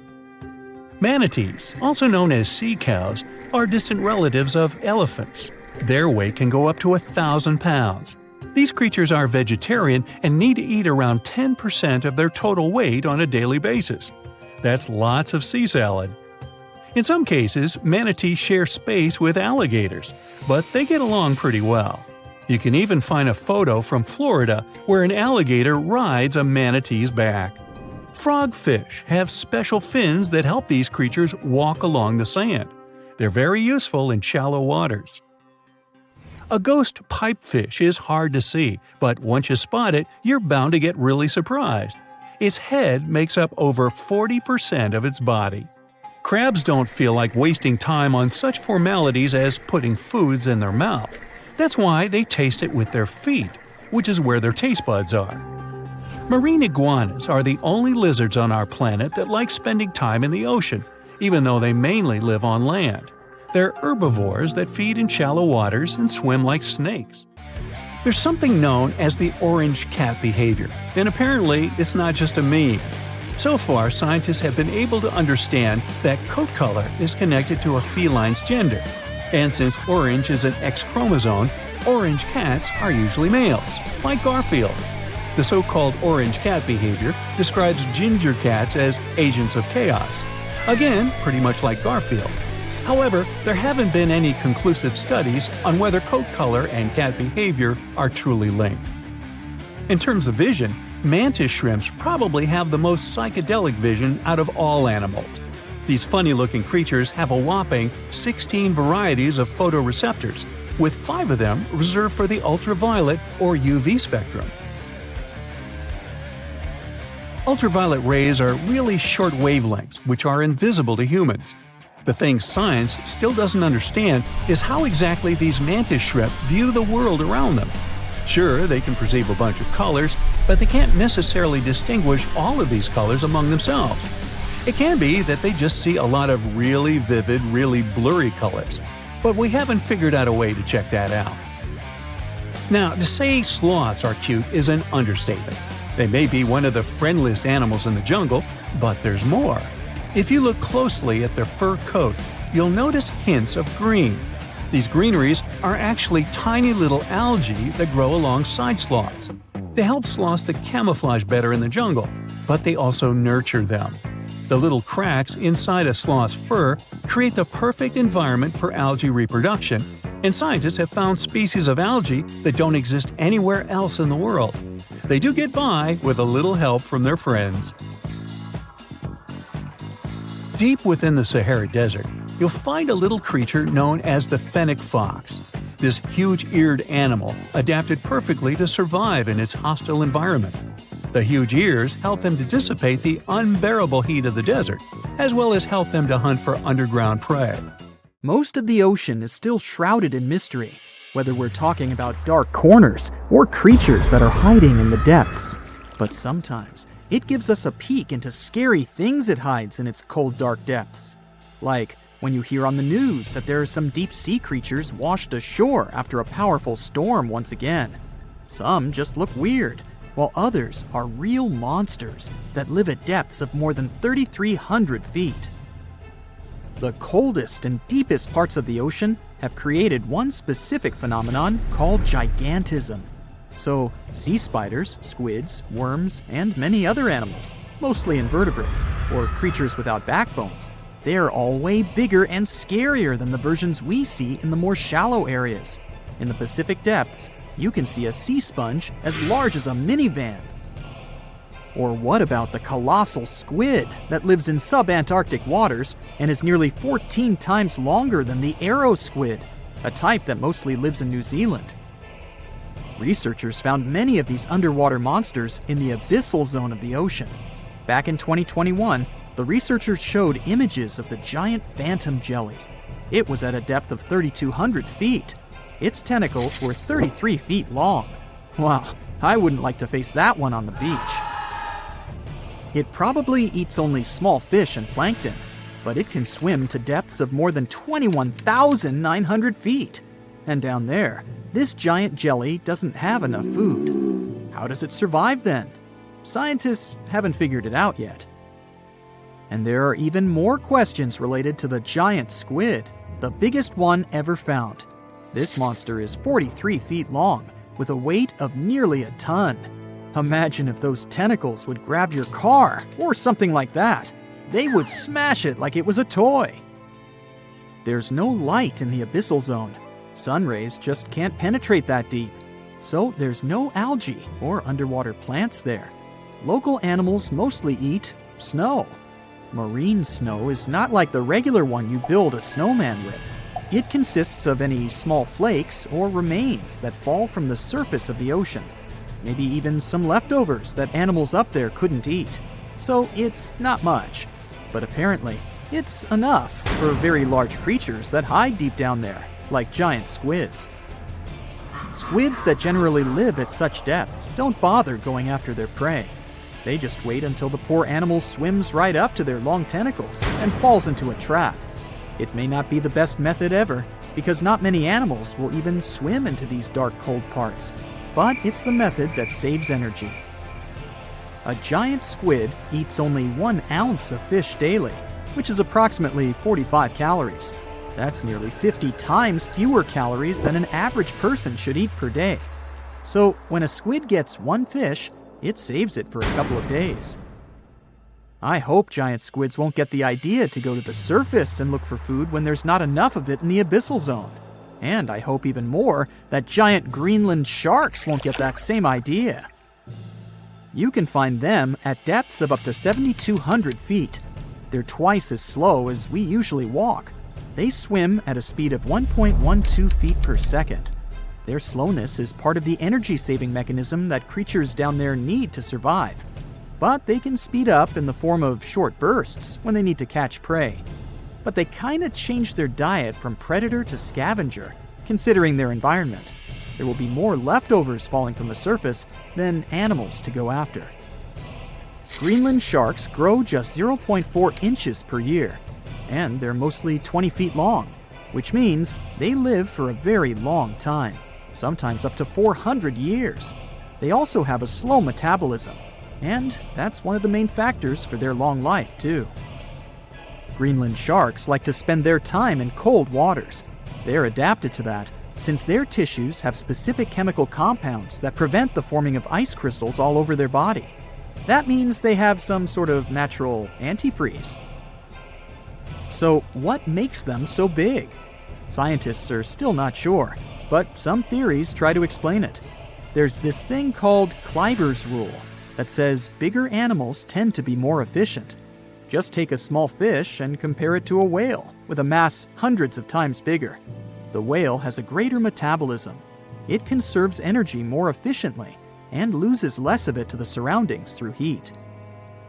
Moving on, bigger animals can ingest bigger prey. They're more likely to go through tough issues in their environment or defend themselves from predators going after them. Also, the body gets bigger when temperatures are lower. The Greenland shark is a perfect example. So are giant sea spiders. Sea spiders are generally common, and you find some very small ones at 0.04 inches. But in deeper parts of the Antarctic, they become 3-foot-long giants. They grow so big because the cold water has more oxygen, That way, more of it diffuses into the animal's body, and that allows it to grow bigger. Yeah, both as a creature and a nightmare. And how about this giant tube worm? Researchers found it accidentally while they were exploring the mysteries of the Pacific Ocean floor. They stumbled upon unusual hydrothermal vents. Volcanic heat is a thing that gets them going. As water seeps down through faults or cracks in the rock, these vents change their direction. When the water gets out of the vent, it's rich in different minerals and chemicals. Most animals wouldn't survive being around this toxic soup of chemicals, but not these tube worms. They came as a true surprise, because not only are they not bothered by these toxic vents and the almost boiling temperature of the water, but they developed entire ecosystems there. They're unique because they don't need sunlight to survive. Instead, small bacteria are their main source of energy. That bacteria gets their energy directly from these toxic chemicals. So it's not photosynthesis, but a process called chemosynthesis. And these tube worms don't have mouths. These bacteria live inside them. Strange story, huh? Plus, these scary worms reach up to 8 feet. Giant isopods are no better either. They lurk at the depths of the ocean of 1,640 feet or more below, far away from the sunlight, looking like some monstrous wood lice. They spend most of their time on the seabed, hoping to find some food falling from higher levels of the ocean. Check out their small hooked claws at the ends of their legs. Isopods use them to remain more stable while moving around the ocean floor. Since there's no light, they have long antennae that help them feel their way around. These sensory antennas are about half the length of their body. Giant isopods have pretty big eyes compared to their body size, too. They can grow over 12 inches from head to tail. And these fellas are really patient. Remember how we said animals down there rarely get food? Sometimes they need to wait for years to get a proper meal. That's why their metabolism is amazingly slow. 5 years later. They can go for 5 years without eating anything. Imagine that. I get hungry just talking about this. In 2006, a biologist did research to compare the differences between the shallows and the deep sea regions. He realized the deep sea mirrors the island rule. First, isolated parts of land develop biodiversity you won't find anywhere else. Second, small-bodied life there grows much bigger when it's isolated, compared to life on large land masses. Resources are limited, but also competition and predators. And we don't know much about these deep-sea creatures. It's too expensive and too complicated to carry out such research. So we'll just wait for more raging storms to show us at least part of the monstrous world cold ocean depths hide.